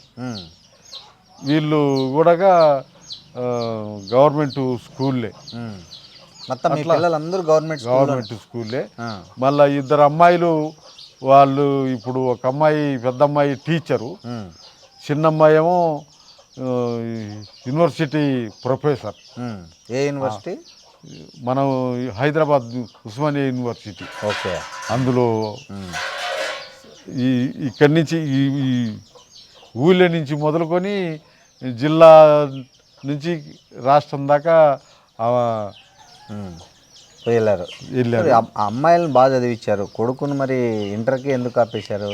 అంటే నేను చదివియటం కాదు, ఓకే, నేను చదివితే వచ్చేది కాదు, నేను చదువుమంటే అయ్యేది కాదు. ఓకే. వాళ్ళు చదువుకోవాలా. చచ్చిపోయినవాడు ఉంటే అట్టుండదో, వీడు కొద్దిగా చదువులో డల్లు, చదువు మీద ఇంట్రెస్ట్ కూడా లేదు. వాళ్ళు చదువు మాకు మేము చదువుకునేటప్పుడు మాకు ఈ ఊళ్ళో కూడా చదువు బడి లేదు. అట్లా మేము మళ్ళా ఈ 5వ తరగతి పూర్తయిన తర్వాత 6వ తరగతి పోదాం, 7వ తరగతి పోదాం అంటే ఆ తరగతులు ఉన్న స్కూళ్ళు దగ్గరలో లేవు. అట్లా మీరు అట్లా మేము మా చదువు ఆగిపోయింది. మమ్మల్ని మా తాత మా నాన్న వ్యవసాయానికి, మేకలు గాయటానికి, ఆవులు గాయటానికి ఉపయోగించారు. అట్లా వాళ్ళకు చదువు కొద్దిగా అందుబాటులోకి వచ్చింది. ఈ ఊళ్ళే 3వ తరగతి దాకా చదువుకున్నాక 3వ తరగతి నుండి గవర్నమెంట్ స్కూల్ వచ్చింది ఇక్కడ, సుదిమల్ల గర్ల్స్ హాస్టల్ అని వచ్చింది. అందులో పెట్టినాం. అందులోనే ఇంటర్ దాకా అమ్మాయిలు ఇద్దరు బాగా చదువుకున్నారు. ఇంటర్ దాకా చదువుకున్నారు. ఇంటర్ అయిపోయిన తర్వాత డిగ్రీ కాలేజ్ కూడా మా ఆధ్వర్యంలో వచ్చింది. ఆ డిగ్రీ పూర్తి చేసింది ఇల్లుందులో. సో మీ పిల్లలు మీరు తెచ్చిన మీ హయాంలో వచ్చిన స్కూళ్ళల్లో చదువుకున్నారు. అది కూడా ప్రభుత్వ స్కూల్. అట్లా ఆడపోయి హైదరాబాద్ పోయి ఆ బ్యాచ్ అంతా ఇక్కడ ఏదో నర్సులు, ఈ హెల్త్ డిపార్ట్మెంట్లలో టీచర్లు ఇట్లా అయ్యారు. ఈమె పోయి ఆడ యూనివర్సిటీలో లా సీట్ తీసుకుంది, లా పూర్తి చేసి. మీరు గైడ్ చేశారా? అది వాళ్ళ సొంత ఆలోచన? నేను గైడ్ చేయడానికి ఏం లేదు, వాళ్ళు చదువుకోవటానికి పోతుండ్రు, చదువు అందుబాటులో ఉంది, వాళ్ళు దాన్ని వినియోగించుకున్నారు. పోయి లా తీసుకోవాలా లేకపోతే ఇట్లా తీసుకో అట్లేం లేదు. అటువంటిదే మీ భార్య కానీ అటువంటిది ఏమీ లేదు. ఇప్పుడు తల్లిదండ్రులు కొంతమంది అనుకుంటారు ఇది చేయాలంటారు, కానీ మేము అటువంటిది ఏం లేకుండా ఆమె పోయి లా తీసుకుంది. లా తర్వాత ఏం చేస్తావు ఏంటిది అనే దానికి వస్తే, నేను అప్పుడు ఎమ్మెల్యేగా ఉన్నా నా క్వార్టర్స్కి వచ్చి నా క్వార్టర్స్లో ఉండి చదువుకుంది. లా అయిన తర్వాత LLM తీసుకుంది. LLM అయిన తర్వాత PhD తీసుకుంది. PhD పూర్తయింది, తనకు ఉద్యోగం ప్రొఫెసర్ జాబ్ వచ్చేసింది. సో పెళ్ళిళ్ళు అయిపోయాయి అందరివి?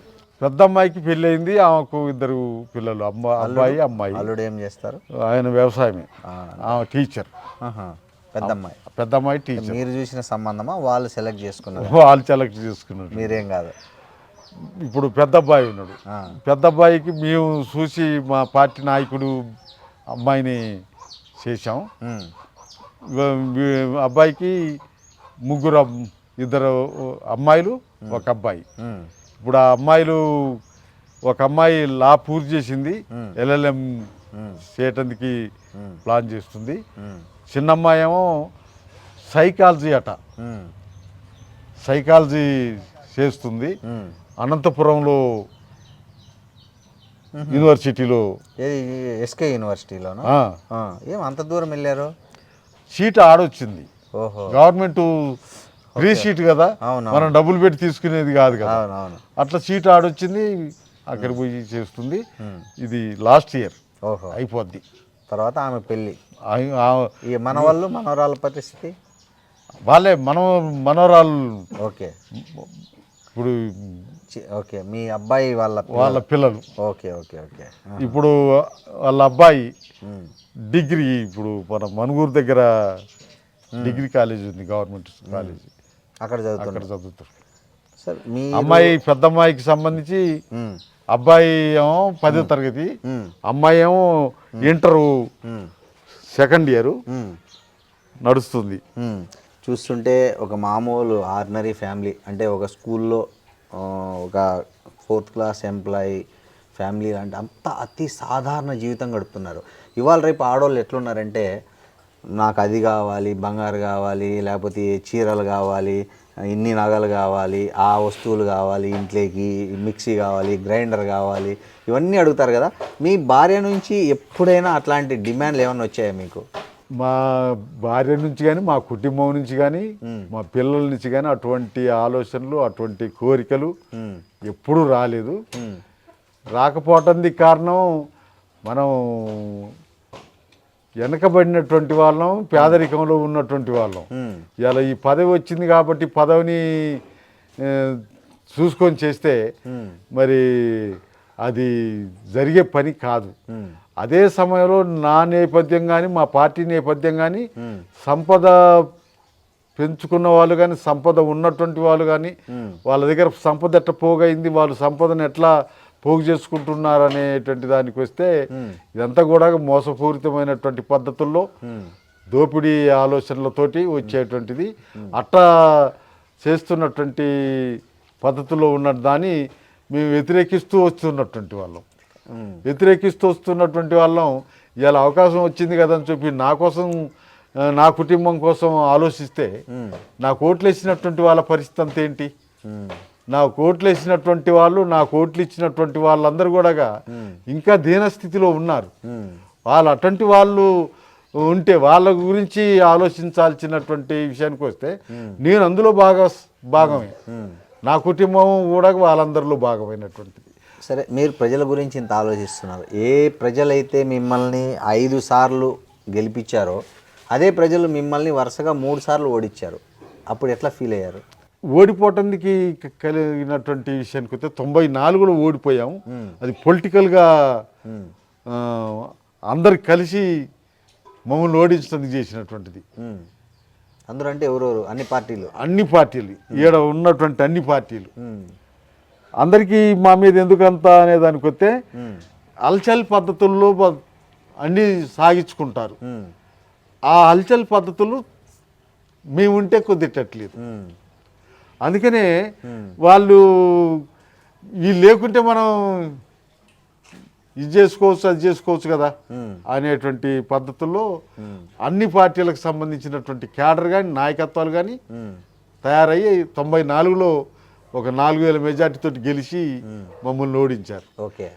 ఇక తర్వాత 2009 నుండి 2009, 2014, 2018 మొన్న జరిగిన 2023 అదే మీ కూతురు అప్పుడు పోటీ చేసింది 23లో గుమ్మడి అనురాధ అంటే ఆమెనే ఇప్పుడు హైదరాబాద్లో ప్రొఫెసర్ ఆమె పోటీ చేశారు. అంతకు ముందు అంతా మీరే చేశారు. అవును. అంటే మీరు 4 సార్లు ఓడారు, 5 సార్లు గెలిచారు, 4 సార్లు. అవును. అమ్మాయితో కలిపితే 5 సార్లు గెలిచారు. మీ కుటుంబం 5 సార్లు ఓడింది.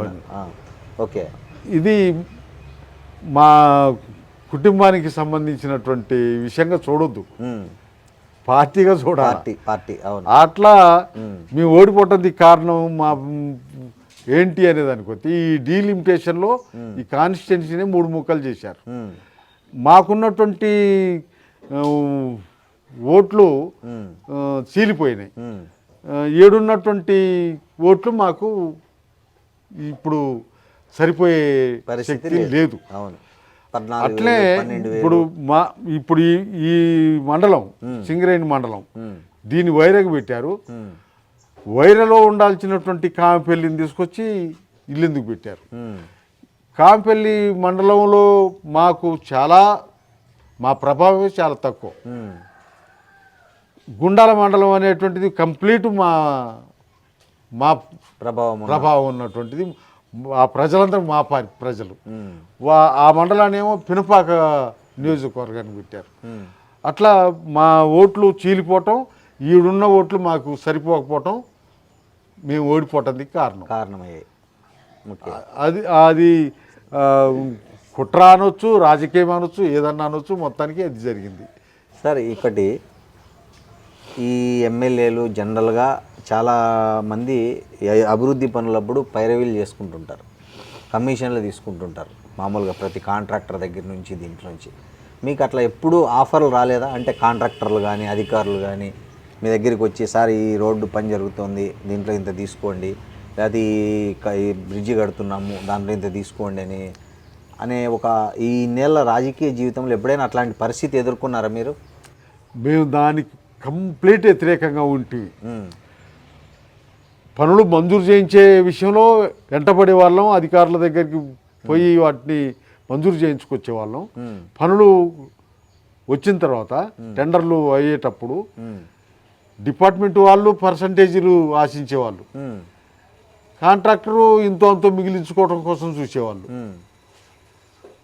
మేము డిపార్ట్మెంట్కి పర్సంటేజీని రద్దు చేసాం. మీ హయాంలో తీసుకోవద్దని చెప్పాం. సూపర్. కాంట్రాక్టర్కి చెప్పేవాళ్ళం ఇవ్వద్దు అని. అధికారులకు చెప్పేవాళ్ళం తీసుకోవద్దని. అదే సమయంలో మాకు సంబంధించినటువంటి విషయానికి వస్తే మేము పనిని చూసేవాళ్ళం తప్ప పైసలను చూసేవాళ్ళం కాదు. అట్లా ఆ పనిని నాణ్యంగా చేశారా లేదా క్వాలిటీగా చేశారా స్టాండర్డ్స్ ప్రకారం దాన్ని చూసేవాళ్ళం తప్ప పైసలు పర్సంటేజీలు చూడలేదు. ఇవాళ వాళ్ళకి సంబంధించినటువంటి విషయానికి వస్తే పర్సంటేజీలు ఎంత మా పర్సంటేజ్ సంగతి ఏంది? ఒక కాంట్రాక్టర్ వస్తాడంటేనే బిడ్డ మా పర్సంటేజ్ చూసుకొని అది సెట్ అయితే లేకపోతే ఇక్కడ రావద్దు. అవును, ఇదన్నమాట ఇప్పుడున్న వాతావరణం. అవును, అప్పుడు మా వాతావరణం అది అటువంటిది.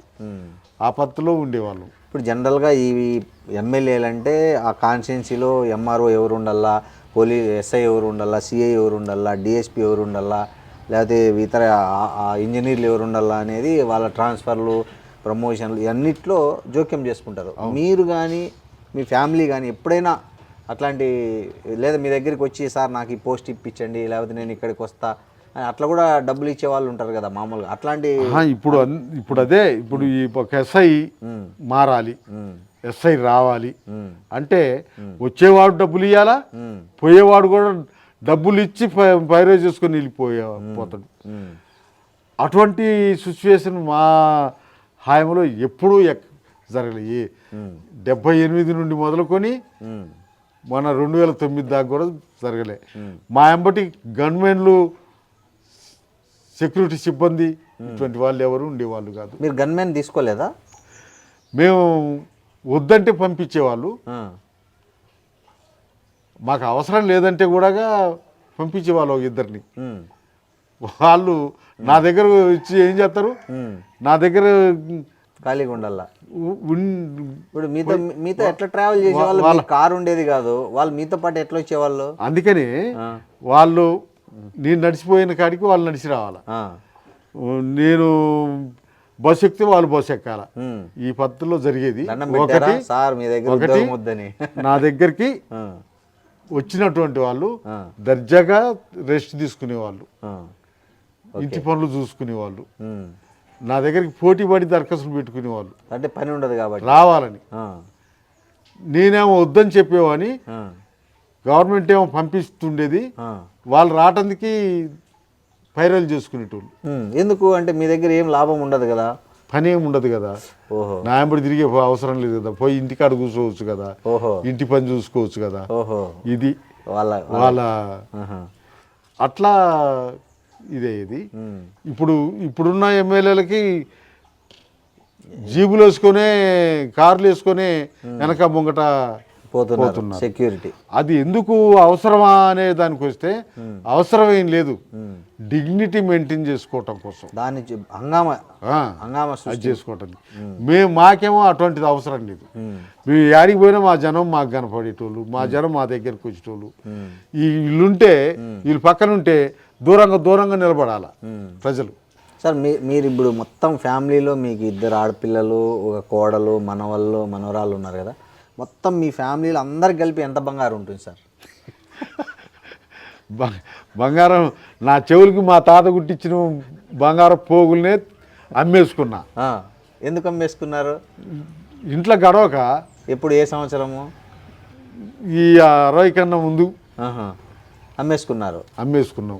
ఎంత కమ్మారు? అప్పుడు ఎంత, ఈ 2 పోగులు తీసి బంగారం షాపులో ఇస్తే వాళ్ళు 500 600 ఇచ్చిండు. దాన్ని తెచ్చుకొని ఇంట్లోకి సరుకులు తెచ్చుకున్నారు అంతే. ఓకే. ఇక తర్వాత ఎప్పుడు బంగారం అనేది లేదు. అంత పిల్లలకి కనీసం చిన్న చిన్న కమ్మలు, ముక్కు పుడకలు కానీ ఇట్లా అటువంటి ఏమీ లేవు. వాళ్ళు కూడా కొనకాలు, వాళ్ళు కూడా మాకు ఇది కావాలి అది కావాలని లేదు. పెద్దమ్మాయి టీచర్ కదా, ఆమె ఉద్యోగం చేస్తుంది, ఆమెకు జీతం వస్తుంది, ఆమె కుటుంబం అట్లా నడుస్తుంది. ఈ చిన్నమ్మాయి ప్రొఫెసర్ కదా, ఏమన్నా మాకు సాయం చేద్దాం, మా వ్యవసాయానికి ఏమన్నా ఉపయోగపడుద్దేమో, ఎప్పుడన్నా 10 రూపాయలు ఇస్తుందేమో అని అంటే, ఆమెకు సంబంధించినటువంటి విషయంలో దరిద్రమైనటువంటి పద్ధతుల్లో ఆమె ఏదేదో చేసింది. ఇప్పుడు ఆమె డబ్బులు ఆమె ఖర్చులకి మిగలటాలి. ఇప్పుడు మేము పండించుకున్నటువంటి బియ్యమే ఎందుకు ప్రొఫెసర్ అంటే మంచి జీతం ఉంటుంది కదా? మంచి జీతమే ఉంటుంది. ఆడ ఏంటో మరి మాకు ఇప్పటికీ అర్థం కానీ మీతో చెప్పలేదా? చెప్పదు. ఎందుకు ఖర్చు పెడుతుంది? ఇక అంతే ఇక అది మేము ఏంటి నీ సంగతి అని మేము అడగం, మాకు చెప్పదు. సో బట్టలు ఎన్నిసార్లు కొంటారు సార్ సంవత్సరంలో? మీరు ఎన్ని జతలు కొంటారు? మీకు ఎన్ని జతలు కొంటారు? మీ భార్యకు, పిల్లలకి ఎట్లా ఎంత ఖర్చు పెడతారు బట్టల మీద? బట్టలకి మన సంవత్సరం మీద దసరా పండగ ఒకటి ఉంటుంది. ఆ దసరా పండగకి మాత్రమే బట్టలు కొంటాం. ఇంటిల్లిపాదికి ఒకసారి కొంటాం. ఇంటిల్లిపాదికి ఎన్ని జతలు? మీకు ఎన్ని జతలు? ఆమెకి ఎన్ని? తలా 2 జతలు తీసుకుంటారు. అంతే. ఇంకా ఆ సంవత్సరం అంతా ఇంకా మళ్ళీ ఏం కొనరు? ఏముండవు. ఇప్పుడు నా విషయానికి వస్తే నేను ఇప్పుడు ఈ పెళ్ళిళ్ళు చేసుకునే జంటలు ఉంటాయి. వాళ్ళు పెళ్లి చేసుకున్న వాళ్ళ ఓ పంచ ఓ సొక్కా తీసుకొచ్చి ఇచ్చిపోతారు మీకు.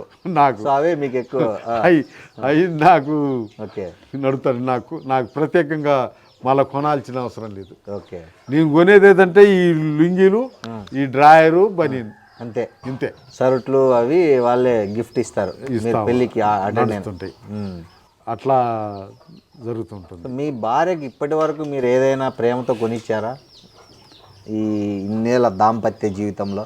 ప్రేమతోడు కొనియటం ఏముంది, మేము మా కుటుంబం, మా అవసరాలు, మా అంతేగాని ప్రత్యేకమైన 25వ పెళ్లి రోజు లేకపోతే ఇట్లా అట్లా ఉంటాయి కదా పెళ్లి రోజు, అట్లాంటివి ఏం జరుపుకోరా? అటేం జరుపుకో. పుట్టినరోజులు, పెళ్లి రోజులు అటువంటి ఏం లేవు. సో ఆమె ఎప్పుడైనా మీ దగ్గర బాధపడ్డ ఉన్నాయా ఏ పలానా విషయంలో? ఏదైనా ఏం లేదు. అటువంటి బాధలు, అటువంటి ఇబ్బందులు ఏమీ లేవు. ఇప్పుడు ఆరోగ్యరీత్యా ఇబ్బంది పడుతుంది. ఆరోగ్యరీత్యా ఈ కాళ్ళ నొప్పులు వీటితోటి ఇబ్బంది పడుతుంది. బాధపడ్డ టైం ఏది అని అంటే 94 ఓడిపోయిన చిన్న అబ్బాయి చనిపోయినాడు. బాధపడ్డాం. గెలిచినాడు సంబరంగా లేము మేము, ఓడిపోయినాడు సంబరంగా బాధగా లేవు.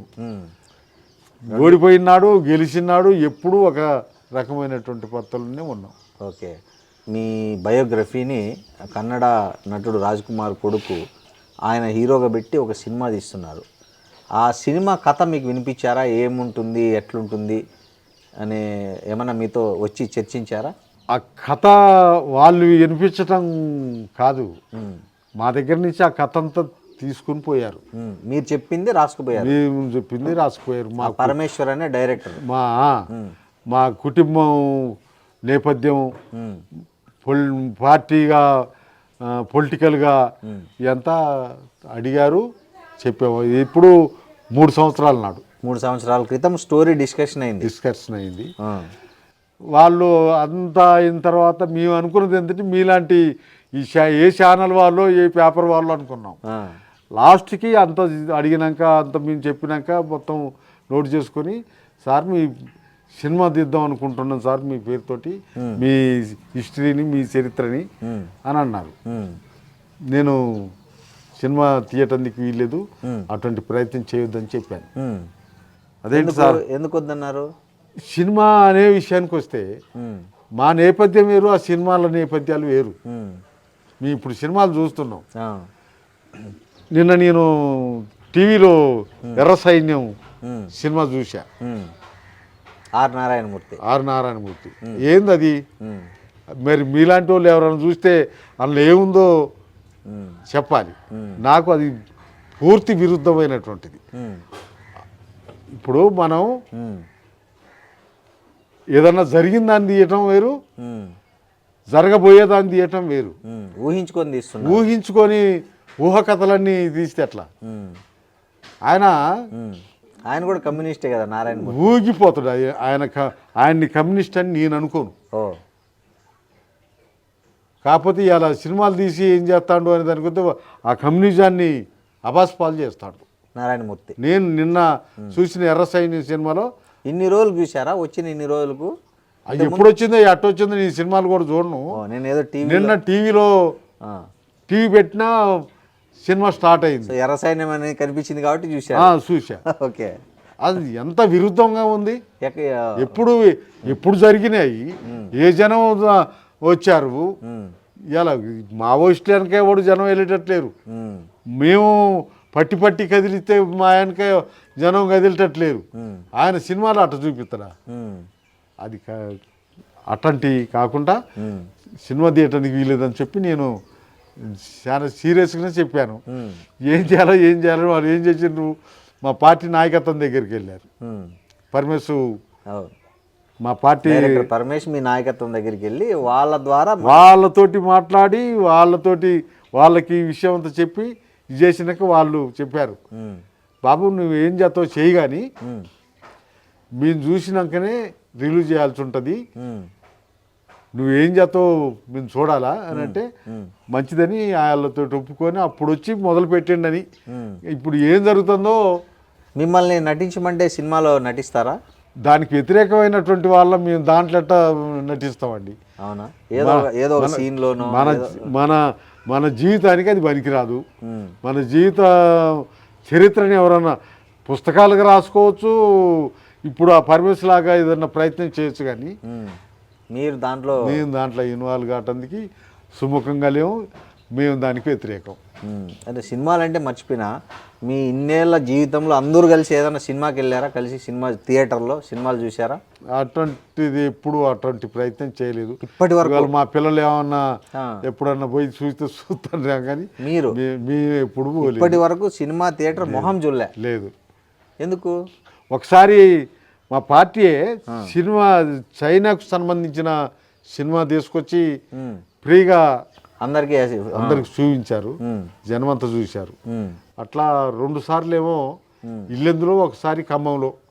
అంతే తప్ప చైనా సినిమా సంబంధించిన అవునులే, అది కూడా కమ్యూనిస్టు అది చూపించారు. మా పార్టీ అది తీసుకొచ్చి చూపించారు.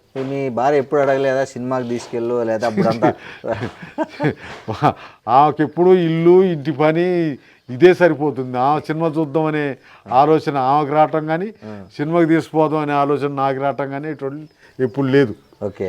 సరే, మీరు ఈ ఇంటి పని అంతా మీ భార్య చేసుకుంటుందా మొత్తం? అంత మా భార్య మా కోడలు కోళ్ళు వాళ్ళిద్దరు కలిసి చేసుకుంటారు. ఇప్పుడు కోడలు వచ్చింది కాబట్టి కోడలు చూసుకుంటుంది. అంతకన్నా ముందుగానే ఆమె కదా, ఇంటి పనే కాదు వ్యవసాయం పని అంతా కూడా. సరే, ఈ ఇన్నేళ్ళ మీ విప్లవ జీవితం నుంచి మామూలు ప్రజాపంతాలు అంటే రాజకీయాల్లో ఉన్నారు కదా, ఎప్పుడైనా మీరు తుపాకీ పట్టుకున్నారా? తుపాకీ పట్టుకొని తుపాకీని కాల్చే పరిస్థితి ఎప్పుడైనా వచ్చిందా మీకు? నాకు ఈ మా పార్టీకి తుపాకులు ఉన్నాయి. మా పార్టీ తుపాకుల పార్టీ, కానీ తుపాకు పట్టే అవకాశం కానీ, తుపాకు ముట్టే అవకాశం కానీ, తుపాకు దగ్గరికి పోయే అవకాశం కానీ నాకు రాలేదు. నన్ను ఎప్పుడు నా పార్టీ ఆ వైపు నడిపించలేదు. ఇక్కడికి ఈ అడవిల నుంచి ఆర్గనైజేషన్గా కార్యకర్తలు ఇటు వచ్చారు, వాళ్ళతోటి మేము తిరిగాము, వాళ్ళతోటి సంబంధాలు ఉన్నాయి, కానీ ఆ దళాల దగ్గరికి ఆ తుపాకుల దగ్గరికి మేము ఎప్పుడు పోయే అవసరం రాలే. జనరల్గా మీరు ఇంట్లో ఏ దేవుణ్ణి పూజిస్తారు? మా ఏల్పులు అని అంటారు. మా ఏల్పు ఇప్పుడు సమ్మక్క సారక్క ఆ దేవుళ్ళని. మీ కులదైవము ఏల్పులు అంతే. ఎక్కడుంది గుడి ఉందా? మాకు గుళ్ళు గిట్ట ఏం లేవు. మా వాళ్ళు ఈ ప్రాంతంలో ఉన్నటువంటి మా వాళ్ళందరూ 3 సంవత్సరాలకు ఒకసారి ఇక్కడ ఈ ఇల్లెందు మండలంలో మాణిక్యారం గ్రామం అని ఉంది, ఆ గ్రామం కాడ అందరూ అక్కడికి చేరుకొని అక్కడ 3 రోజులు ఫుల్ ఆ కార్యక్రమం నిర్వహించుకొని మళ్ళీ ఇటువలటి వెళ్ళిపోతారు. అట్లే ఈ సమ్మక్క సారక్క దగ్గరికి నేను ఎప్పుడు జాతర టైంలో పోలేదు, కానీ జాతర లేని టైంలో మా ఆర్గనైజేషన్ పర్పస్లో అక్కడికి 2-3 సార్లు పోయి వచ్చా, ఆ ప్రాంతం అంతా చూసి వచ్చా. సో మీరు ఈ మందు విందు అన్నీ చేసుకుంటారా జాతరలో? అన్నీ ఉంటాయి. మీరు ఏమన్నా నేను దానికి దూరము. మీరు మందు తాగరు? అది చిన్నప్పటి నుంచే తాగరు. జనరల్గా ఈ కోయ ఈ జాతుల్లో మామూలుగా ఇప్పసారా ప్రతిదానికి ప్రతి కార్యక్రమానికి అది లేకుండా ఉండవు చేస్తారు. మీరు మాత్రం? నేను చిన్నప్పటి నుంచి అటువంటి అలవాటు లేదు. మా తాత మా నాన్న వాళ్ళు తాగేవాళ్ళు. ఈ ఇప్ప పువ్వులు మేము అవును ఇప్పసారా ఇప్ప పువ్వులు సేకరించేవాళ్ళం. ఇంకో నెల రోజులైతే ఇప్ప చెట్ల పువ్వులు వస్తాయి. అవి ఒక నెల రోజుల దాకా రాలుతూ ఉంటాయి. ఒక చెట్టు రోజువారీగా పూలు రాలుస్తుంది నెల రోజుల దాకా. అట్లాంటి ఇప్ప పూలని మా అమ్మ మా నాయనమ్మ సేకరించేవాళ్ళు. మేము వాళ్ళతోటి పాటుగా మేము పోయేవాళ్ళం వాటిని సేకరించడానికి. అట్లా సంవత్సరానికి 2 క్వింటాలు 3 క్వింటాలు సేకరించేవాళ్ళు. మా వాళ్ళు సారా తయారు చేసేదానికన్నా ఎండాకాలం ఏమో ఉడకబెట్టి తినేవాళ్ళం ఇప్ప పూలని. బాగుంటుందా? బ్రహ్మాండంగా ఉంటాయి. నేను ఫస్ట్ మీరు రాగానే మీకు చెప్పింది చాలా కటు రోజులు అన్నానే. గడ్డలు దోకొచ్చి పెట్టేవాళ్ళు మా నాయనమ్మ మా అమ్మ. ఆ ఇప్ప పూలని ఉడకబెట్టి పెట్టేవాళ్ళు. ఈ వానకాలం మొదలైతే ఈ పువ్వు గంపల్లో దాచి పెడతాం కదా, మెత్తగా అయింది. ఎండాకాలం ఏమో ఉడకబెట్టుకొని తినేవాళ్ళం. ఈ వానకాలం మొదలు కాగానే ఈ వాతావరణంలో మార్పులు రాగానే మెత్తగా అయ్యేది. అప్పుడు ఏంపుకొని తినేవాళ్ళం. ఏంపుకొని మన జొన్నలు మొక్కజొన్నలు నువ్వులు వీటిని ఏంపి పిండి కొట్టుకొని ఈ ఇప్ప పూలు ఏంపిన ఇప్ప పూలని ఈ పిండిని కలిపి కొడితే మనం ఇప్పుడు లేవిడీలు చూస్తున్నామా, లేవిడీలు లాగా తయారయ్యేది. ఆ లేవిడీలు లాగా ఉంటే తినేవాళ్ళం. వాటిని తినుకుంటూ మేము మా ఇంట్లో తయారైనటువంటి అంబలి తాగుకుంటూ వాటిని తినుకుంటూ ఇది చేసేవాళ్ళం. అట్టా ఆ కరువుల్ని అధిగమించాం. అట్లా మా కుటుంబమేనా అనే దానికి వస్తే మా జాతి ఈ ఏజెన్సీలో ఉన్నటువంటి ప్రజలు అందరూ ఆ రకమైనటువంటి తాగాలని ఎవరు ఒత్తిడి తేలేదా మీ మీద? ఎమ్మెల్యే అయినప్పుడు కానీ ఏదైనా పార్టీల్లో అక్కడ ఇక్కడ వాళ్ళందరూ తాగేవాళ్ళు. అదే సమయంలో మేము ఉన్నా కానీ మమ్మల్ని ఎవరు అంత ఎందుకు అంత అంటే జనరల్గా ఆ డెసిషన్ ఎందుకు తీసుకున్నారు మీరు ఎప్పుడు తాగకూడదు అని? ఏదైనా దీని వెనక మా పార్టీ చెప్పే సిద్ధాంతం ప్రకారంగా మా పార్టీ అది ఎట్ట తప్పో అది ఎట్ట పనికిరానిదో దాంట్లో నష్టమేందో ఇవన్నీ చెప్పేవాళ్ళు. మేము దాన్ని ఆచరించేవాళ్ళం. సో ఇప్పుడు వ్యవసాయం పనులు కూడా చేస్తుంటారా మీరు వెళ్ళి పొలంలోకి? నేను ఇప్పుడు ఒక 2-3 సంవత్సరాల నుంచి ఆ పనిలోకి పోతలేను కానీ మాకున్నదే కొద్దిగా. అవును, 2 ఎకరాలేమో వారసత్వంగా వచ్చింది, ఒక 4 ఎకరాలేమో పోడు చేసుకున్నది. ఇప్పుడు ఆ పోడు దాంట్లో కూడా మొక్కజొన్న పత్తి వేస్తారు. మా అబ్బాయి అవన్నీ చూస్తాడు. ఎమ్మెల్యేగా ఆర్టీసీ బస్సులు ఎక్కిపోతారు. ఏదన్నా హెల్త్ ప్రాబ్లం ఉండి చూపించుకోవాలంటే మామూలు వ్యక్తిలాగా వెళ్ళి క్యూలో నిలబడి చేయించుకుంటారు. ఎందుకు మీకు అక్కడ కనీసం నేను ఒక ఎక్స్ఎమ్మెల్యే అని చెప్పడానికి ఎందుకు మీకు అంటే చెప్పాలని ఎందుకు అనిపించదు? చెప్పటానికి తప్పేం కాదు, దాని ఇదేం కాదు. కానీ ఇప్పుడు చాలామంది మా బంధువు ఎమ్మెల్యే, మా తాత ఇది మా ముత్తాతది, లేకపోతే మా చిన్నాయనకు అల్లుడు అట్లా చెప్పుకుంటారు కదా. మీరు స్వయంగా మాజీ ఎమ్మెల్యే అయ్యుండి ఎక్కడైనా మీరు ఆ మధ్య ఎల్వి ప్రసాద్ కంటి ఆసుపత్రికి వెళ్ళి అందరిలాగా క్యూలో నిల్చుకున్నారు. అట్లా ఆర్టీసీ బస్సు ఎక్కుతారు, ఆడ జిహెచ్ఎంసీ దగ్గర వచ్చే 5 రూపాయలు భోజనం తింటారు. ఎందుకు అంటే మీ ఇంత సింప్లిసిటీ అనేది ఎట్లా వచ్చింది మీకు? అది నేను పెద్ద విచిత్రం అని అనుకోవటం లేదు.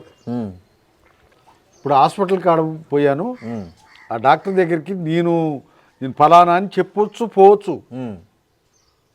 కానీ ముందు సీరియల్లో ఉన్నటువంటి వాళ్ళని పక్కకి పెట్టాలి కదా. అవును, వాళ్ళని పక్కకి నెట్టి నేను పోవాలి కదా. అది నా స్వభావానికే విరుద్ధం. అందుకనే వాళ్ళంతా కానీ నాలాంటి ఇబ్బందితోటే వాళ్ళు వచ్చి ఉంటారు కదా, వాళ్ళని పక్కన నెట్టేసి నేను డాక్టర్ని నేను వచ్చాను నన్ను చూడమని అట్లా అది కరెక్ట్ కాదు కదా. అది నా స్వభావం. అదే సమయంలో బస్సులో పోవాలన్నా అనే దానికి వస్తే మొన్న మా అమ్మాయి కారు కొని పంపించింది. నేను ఇందాక చెప్పినప్పుడు చెప్పా ఏం చేస్తుంది అంటే మీ కారు కొని ఈఎంఐలు కడతాను అది ఆ సంగతి. ఈ కారు ట్రబుల్ ఇచ్చి ఆగింది. మరి నేను నడుచుకుంటూ రావాలా, నడుచుకుంటూ వస్తుంటే బస్సు వస్తుంది. ఆ బస్సు డ్రైవర్కి నేను తెలుసు, బస్సు కండక్టర్కి నేను తెలుసు. వాళ్ళు అది స్టేజ్ కాదు, నేను ఆఫ్ చేయలేదు. వాళ్ళు నన్ను చూసి ఆఫ్ చేశారు. ఆఫ్ చేసి ఎక్కండి సార్ అంటే ఎక్కి ఎందుకు వచ్చా. బుల్లెట్ కూడా ఉంది సార్, రాయల్ ఎన్ఫీల్డ్ బుల్లెట్. అది దాని కథ ఏంది? ఈ కారు కన్నా ముందుగాలు నేను పార్టీ ఇచ్చిన బండితోటి తిరిగేవాడిని. సైకిల్ పోయిన తర్వాత బండితోటి తిరిగేవాడిని.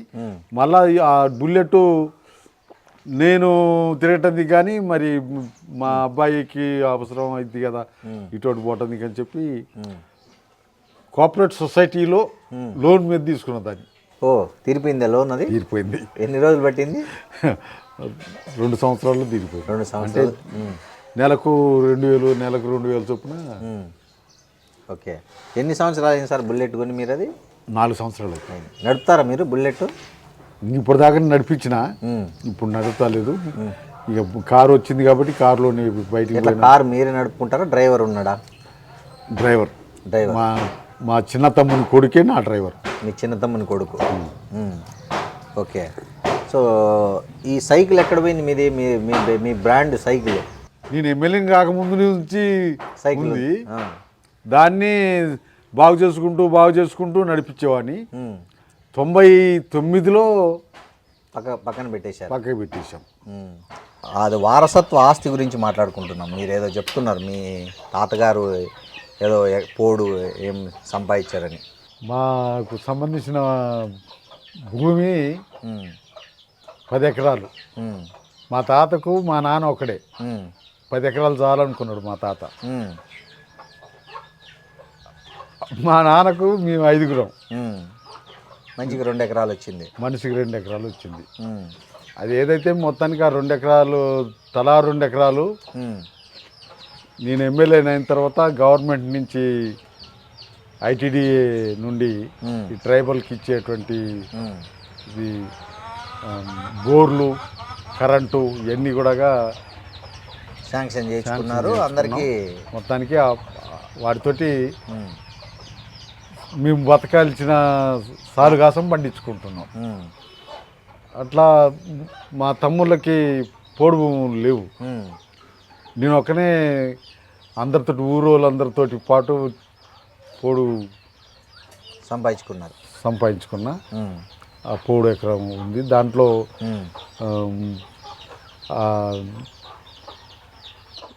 ఐటీడీ నుంచే పసిడి వనం స్కీమ్ అని మామిడి చెట్లు ఇచ్చారు. ఆ మామిడి చెట్లు పెట్టా. ఇప్పుడు పోల్లో ఆ మామిడి చెట్లు పెట్టిన దగ్గర నుంచి అవి కాపుకి వచ్చిన దగ్గర నుండి మంచి టైంలో మబ్బులు వచ్చేస్తాయి. మబ్బులు వచ్చేస్తే మామిడి చెట్లు పూత రాలిపోవడము. అవును, దాన్ని పూత రాలిపోకుండా మందులు కొడతారు. మీరే మందులు కొట్టరు? మందులు కొడతాను కానీ ఆగటాలే.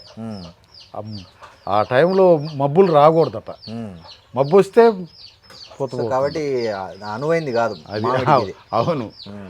సో ఈ కార్ ఏదైతే ఉందో మహీంద్రా XUV మీ కూతురు ఎవరైతే ప్రొఫెసర్ ఉన్నారో ఆమె తీసిచ్చారు ఇది. అవును. సో దీనికి కూడా జెండా బాగానే తయారు చేయించారే, పార్టీ జెండా. అది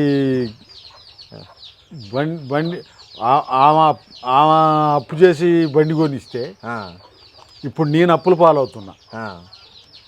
నాకొచ్చే పింఛన్ డబ్బులు అన్నీ కూడా డీజిల్కి రిపేర్లకి సరిపోవటాలే.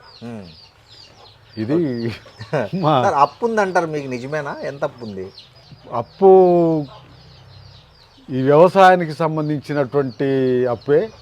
పంటలు సరిగా చేతికి రాక, పంటలు సరిగా లేక అప్పులు మిగిలిపోతున్నాయి. ఎప్పుడు కూడా అవి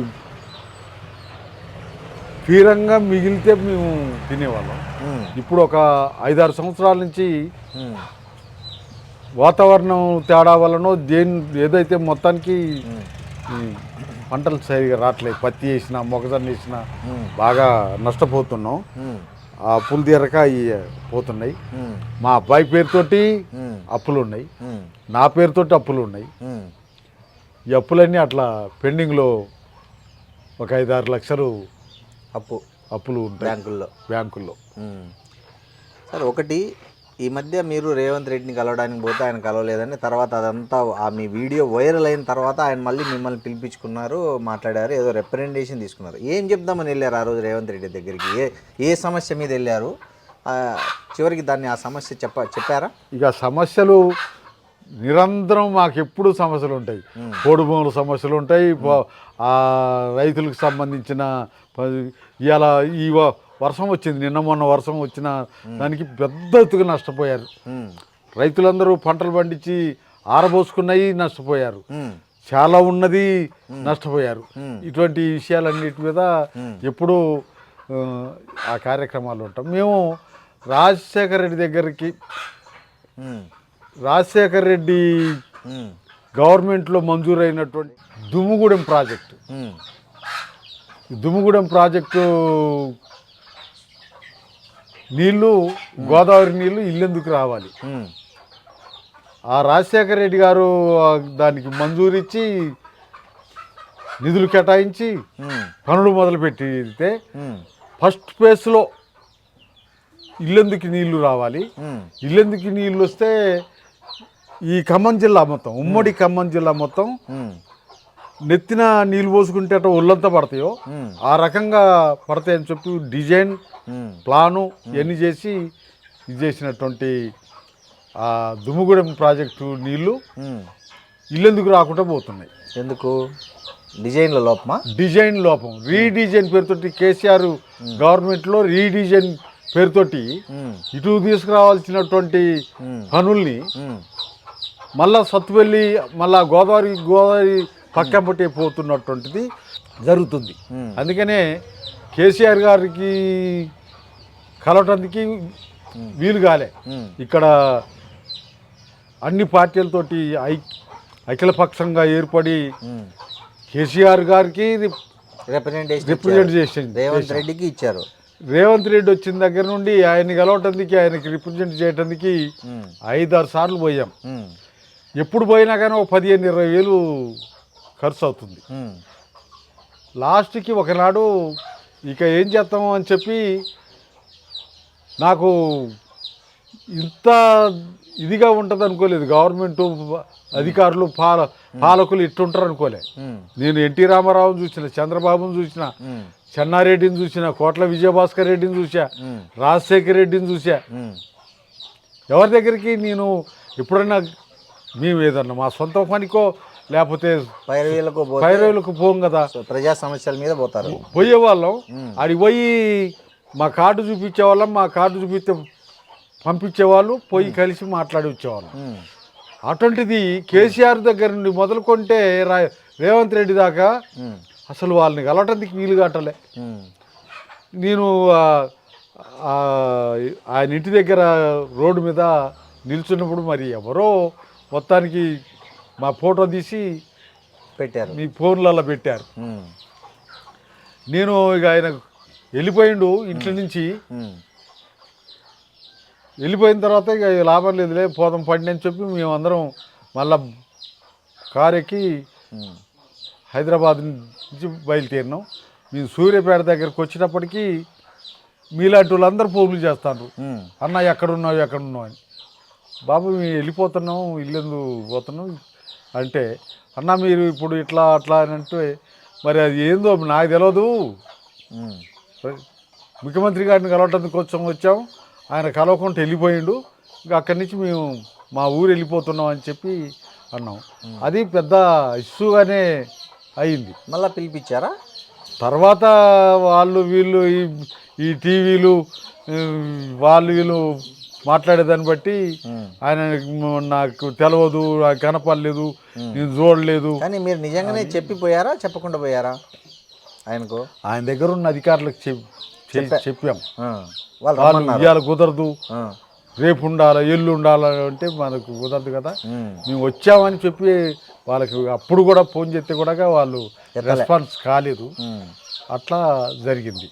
తర్వాత మళ్ళా ఆయన దగ్గర ఉండే అధికారులతోటి కుదరక వేం నరేందర్ రెడ్డి అని చెప్పి ఆయన, నేను ఎమ్మెల్యేగా ఉన్నప్పుడు ఆయన ఎమ్మెల్యే, ప్రభుత్వ సలహాదారు, ఇప్పుడు రేవంత్ రెడ్డి గారి దగ్గర సలహాదారు, ఆయన దగ్గరికి పోయి ఆయనతోటి మళ్ళీ టైం తీసుకుంటే అసెంబ్లీలో కలిసిండు. కలిసి మీ రిప్రజెంటేషన్ ఇచ్చాము.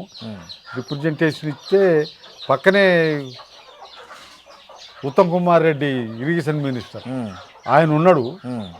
ఆయనకి చెప్పిండు ఇదేంటో అక్కడ ఒక మీటింగ్ ఏర్పాటు చేసి అక్కడున్న ఎమ్మెల్యేలు, అక్కడున్న పొలిటికల్ పార్టీస్, అక్కడున్న ఆడ పనిచేసే డిపార్ట్మెంట్ వీళ్ళతో మీటింగ్ పెట్టి అదేందో పరిశీలన చేయండి అని చెప్పి ఆయనకు చెప్పిండు. కథలకు ఏమన్నా వచ్చిందా? కానీ ఆయన ఇటువంటి ప్రయత్నం చేయలేదు. సార్, ఉత్తమ్ కుమార్ మీకు ఇన్ని ఏదన్నా పార్టీల నుంచి మా పార్టీలో జాయిన్ కానీ ఏమైనా ఆఫర్ వచ్చిందా ఇన్నేళ్లలో? ఎప్పుడూ నాకు అటువంటి ఆఫర్ రాలేదు, నాకు అటువంటి ఆలోచన రాలేదు. సో ఇప్పుడు ఒక దీనికి వచ్చేసారు, మీరు కూడా మానేసి రాజకీయాలు మీ కూతుర్ని పోటీ చేయించారు లాస్ట్ ఎన్నికల్లో. అంటే భవిష్యత్తులో మీ రాజకీయ వారసులు ఎవరు, లేదా మీరే పోటీ చేస్తారా, లేకపోతే మీ రాజకీయ వారసులు ఎవరన్నా ఉన్నారా? రాజకీయ వారసులు అనుకునే వాళ్ళు మా ప్రజలు, మా కార్యకర్తలు, మాకు సంబంధించిన వాళ్ళందరూ మా రాజకీయ వారసులే. మా అమ్మాయిని మొన్న 23 ఎన్నికల్లో మీ అమ్మాయి వద్దని చెప్తే కూడా తను ఎవరో తన దోస్తులంతా ఎగేసి దింపారు కానీ జనం ఓట్లేయాలి కదా. 1978 నుండి మొదలుకొని 2009 దాకా మాకు ఓట్లు ఎట్టేశారు. మా ఓట్ల సంగతి ఏంటి అనే దానికి వచ్చినప్పుడు మా జనమంతా కానీ ఇతర పార్టీలకు సంబంధించిన జనం కూడా ఇక్కడ గెలిచేది వాళ్ళు, పనిచేసేది వాళ్ళు అని చెప్పి ఓట్లు ఇచ్చారు. మేము పైసలు ఖర్చు పెట్టకుండా వాళ్ళే మా క్యాన్వేజింగ్కి వచ్చినటువంటి క్యాడర్కి వాళ్ళే పెట్టేవాళ్ళు, వాళ్ళే ఛార్జీలకు పైసలు ఇచ్చేవాళ్ళు, వాళ్ళే ఓట్లు ఇచ్చి గెలిపించుకునేవాళ్ళు. మరి ఇప్పుడు పరిస్థితి ఏంది అనే దానికి వస్తే మా ఓట్లు చీలిపోవటం, మా ఓట్లు మాకు సరిపోకపోవటం, అదే సమయంలో ఇతరులకి మా జనానికి కూడా అన్నా మనం ఎట్లా గెలవం కదన్నా అని చెప్పి వాళ్ళ దగ్గర డబ్బులు తీసుకోవటం, ఎక్కువ డబ్బులు ఇచ్చినందుకు ఓట్లు ఇవ్వటం జరుగుతుంది. ఇప్పుడు ఇంక్లూడింగ్ మీ ఇద్దరి దగ్గర తీసుకుంటారు. అవును, ఇద్దరి దగ్గర తీసుకుంటారు డబ్బులు. ఎక్కువ ఎవరైతే వాళ్ళకి వేస్తారు. ఏమనిపిస్తుంది మీకు ఇవన్నీ చూస్తుంటే? మేము చెప్తుంటాం డబ్బులు తీసుకోవటం కానీ వాళ్ళు ఇవ్వటం కానీ కరెక్ట్ కాదు, మంచి తప్పు కదా అని అంటే ఏముందన్న వాళ్ళు ఏమైనా కష్టపడి సంపాదించారా? వాళ్ళు మనకు సంబంధించినటువంటి నిధుల్ని కాజేసే వాళ్ళే కదా, కాజేసి కూడబెట్టుకునే వాళ్ళే కదా, ఆ పద్ధతుల్లో దాచుకున్నోలే కదా. ఏం మనకు ఇవాళ తీసుకుంటే తప్పేంటి అని చెప్పి మనం తీసుకుంటే తప్పేంటి అని చెప్పి మాతోటి అనడమే కాకుండా వాళ్ళని డిమాండ్ చేస్తున్నారు కదా, చేస్తున్నారు కూడా. నాకు ఇస్తావా వస్తావా, ఎంత ఇస్తావు, ఇంత ఇయ్యాలా, ఈ పద్ధతుల్లో జరుగుతుంది. ఇది కొన్ని రోజులు నడుస్తుంది, తర్వాత మళ్ళీ అది కూడా మారుతుంది. ఎవరికైతే బాగుంటుంది అనేది కూడా వస్తుంది. ఆ రకంగా ఎప్పుడో ఒకప్పుడు మార్పు జరుగుద్దనే ఆశతోటి మేము పనిచేస్తున్నాం. సార్, మీరు నెక్స్ట్ ఎన్నికల్లో పోటీ చేస్తారా వచ్చే ఎన్నికల్లో? లేదా మీరు కానీ మీ కుటుంబం నుంచి, లేకపోతే రాజకీయాల్లో ఇక వద్దు, కేవలం ప్రజా సమస్యలు ప్రజల ఏదైనా ఉంటే వాటికి రిప్రజెంటేషన్ చేస్తూ మీ శేష జీవితాన్ని గడుపుతారా? రాజకీయాల్లో ఉంటాం, ఎన్నికల్లో పాల్గొంటాం, గెలుస్తాం ఓడతాం. ఓడిపోతే జనంలోనే ఉంటాం, గెలిస్తే జనంలోనే ఉంటాం. ఆ పద్ధతుల్లో ఎప్పుడు ఉంటాం. అయితే నేనే నిలబడతా, నన్నే నిలబెట్టు అనేటువంటిది మాకు లేదు. ఓకే, మా పార్టీలో పార్టీ ఎవరు నిలబెట్టి పార్టీ డిసిషన్ తీసుకుంటుంది. పార్టీ ఎలా నిలబెట్టాలన్నా, పొలైన నిలబెట్టాలన్నా, ఎక్కడి నుంచి నిలబెట్టాలా, ఆ పద్ధతుల్లో పార్టీ ఆలోచిస్తుంది, పార్టీ తీసుకుంటుంది. నేనే నిలబడతా, నన్నే నిలబెట్టండి అనేటువంటిది ఉండదు. సార్, మీ దగ్గర దగ్గర 40-50 ఏళ్ళ ప్రజా జీవితంలో మీరు ఎక్కువ ఎక్కడైనా అవమానం పడిన సంఘటన ఉందా, లేకపోతే ఎక్కువ బాధపడిన ఎవరినన్నా కలవడానికి వెళ్ళినప్పుడు ఏదైనా పర్సనల్ కావచ్చు, లేకపోతే ప్రజా ఏదైనా అవమానం ఎదుర్కొన్న సందర్భం ఉందా? ఉంటే ఏంది అది? నేను నిజంగానే వెనకబడ్డటువంటి పేద కుటుంబం నుంచి వచ్చినటువంటి వాడిని, ఆ వెనకబడ్డ ప్రజల కోసం పనిచేస్తున్నటువంటి పార్టీ ఆర్గనైజేషన్లకి వచ్చిన నాటి నుండి పోలీసుల అరెస్టులు, నిర్బంధం ఇవన్నిటిని ఎదుర్కొన్నా. ఎమ్మెల్యేగా ఉండి కూడా తన్నులు తిన్నా, సర్పంచ్గా ఉండి కూడా తన్నులు తిన్నా. నేను వాటిని అవమానంగా మరి భావిస్తలేను, సంతోషంగా భావిస్తలేను. ఇప్పుడు విద్యుత్ ఉద్యమం టైంలో దెబ్బలు తిన్నారా? విద్యుత్ ఉద్యమం అప్పుడు తన్నులు తిన్నా హైదరాబాద్లో. అంటే మిమ్మల్ని ఎమ్మెల్యే అని కూడా తెలిసి కూడా కొట్టారా? అక్కడ పోలీసు వాళ్ళకి, అక్కడ ఉన్నటువంటి పోలీస్ అధికారి మా ఖమ్మం జిల్లా ఎస్పీగా పనిచేసిండు. ఆయనకు తెలుసు, ఆయనకి నేను తెలుసు. ఎవరైనా? ఆయన పేరేదో ఉందండి, గుర్తులేదు. ఆయనకు తెలుసు. ఆయన దగ్గర నుండి కొట్టి ఇచ్చిండు మిమ్మల్ని. అవును. అట్లా మీరు చెప్పలేదా కొట్టేటప్పుడు నేను ఎమ్మెల్యే, నన్నెందుకు కొడతారని? అసలు ఎమ్మెల్యే అయితేంది, ఎవరైతేంది, అక్కడ ఉన్నటువంటి జనాన్ని చెదరగొట్టాలి. చెదరగొట్టాలంటే లాఠీ చార్జ్ చేయాలి. లాఠీ చార్జ్ చేయటం అంటే ఎమ్మెల్యే ఉన్న కొడతారు. కానీ ఇప్పుడు అట్లా జరగట్లేదు కదా. ఇప్పుడు జనరల్గా ఇప్పుడు రాజకీయాల్లో కార్పొరేటర్లను కూడా ఎవరు టచ్ చేయట్లేదు కదా. అంటే మేము ఇప్పుడు దాంట్లో లేవు. 2009 నుండి ఆ రంగంలో లేవు. పొలిటికల్ పార్టీలుగా, పొలిటికల్ నాయకులుగా ప్రజా కార్యక్రమాల్లో ఉన్నాము. ప్రజాప్రతినిధులుగా మేము ఉన్నామా లేవా, మేము కార్యక్రమాలు చేస్తున్నామా లేవా అని అంటే ఆ స్టేజ్లో లేము. కానీ ఈ స్టేజ్లో ఉన్నాం, ఈ స్టేజ్లో తన్నులు తింటూనే ఉన్నాం, ఈ స్టేజ్లో అరెస్ట్ అయితేనే ఉన్నాం, ఈ స్టేజ్లో జరిగేటివన్నీ జరుగుతూనే ఉన్నాయి. మీ అంతిమ లక్ష్యం ఏంటి? మీరు ఇంకా ఏదైనా ఒకటి గోల్ ఉందా ఇంకా మీకు ఏదన్నా? లేకపోతే ఏంటి మీ గోల్ ఏంటి చివరిగా? అంటే మీరు చనిపోయే లోపల మా గోల్ ఏంటి అనే విషయానికి వస్తే, ఎప్పుడో ఒకప్పుడు ఈ వ్యవస్థలో మార్పు రావాలి.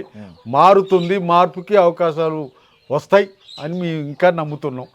ఇవాళ ఉన్నదా లేదా అనే దానికి వస్తే ఇవాళ లేకపోవచ్చు. శ్రమ, కష్టం ఎప్పుడో ఒకప్పుడు. ఇప్పుడు మనం వ్యవసాయం చేస్తున్నాం, దున్నాల, ఆ దుక్కిని సరిగా చేయాలా, దాంట్లో విత్తనాలు వేయాలా, విత్తనం మొలవాల, విత్తనం పెరగాల, పంట రావటానికి కాలం పడుతుంది కదా. ఆ పద్ధతుల్లో మా శ్రమ ఎప్పుడో ఒకప్పుడు ఫలిస్తుంది. దేశవ్యాప్తంగా ఉన్నటువంటి దోపిడీ, దేశవ్యాప్తంగా ఉన్నటువంటి పెత్తందారితనం, దేశవ్యాప్తంగా ఉన్నటువంటి ఈ నియంతృత్వ పోకళ్ళు ఏవైతున్నాయో అందులో మార్పు వస్తుంది. ప్రజలకి సమానమైనటువంటి వాతావరణం వస్తుంది, సమాజం ఏర్పడుతుంది అని మేము నమ్ముతున్నాం. మా కళ అది. ఓకే, థ్యాంక్ యూ నర్సయ్య గారు. నమస్తే. మీ విలువైన సమయాన్ని మా ఐడ్రీమ్తో పంచుకున్నారు. మీకు చాలా వందనాలు. మీలాంటి వ్యక్తిని ఇంటర్వ్యూ చేయడం అనేది నాకు best achievement in my 25 years journalism. Thank you. నమస్తే.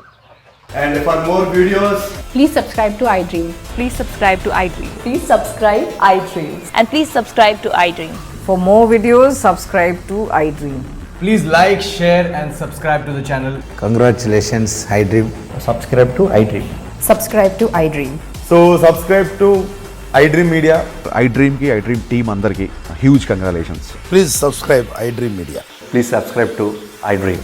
Subscribe iDream. Please subscribe to iDream. iDream అంటే నా కళల ఛానల్ సబ్స్క్రైబ్ చేసుకున్న నోరు తిరుగుతలేదు. మీరైతే గంట గుర్తు కొట్టండి. For more such videos, please subscribe to iDream.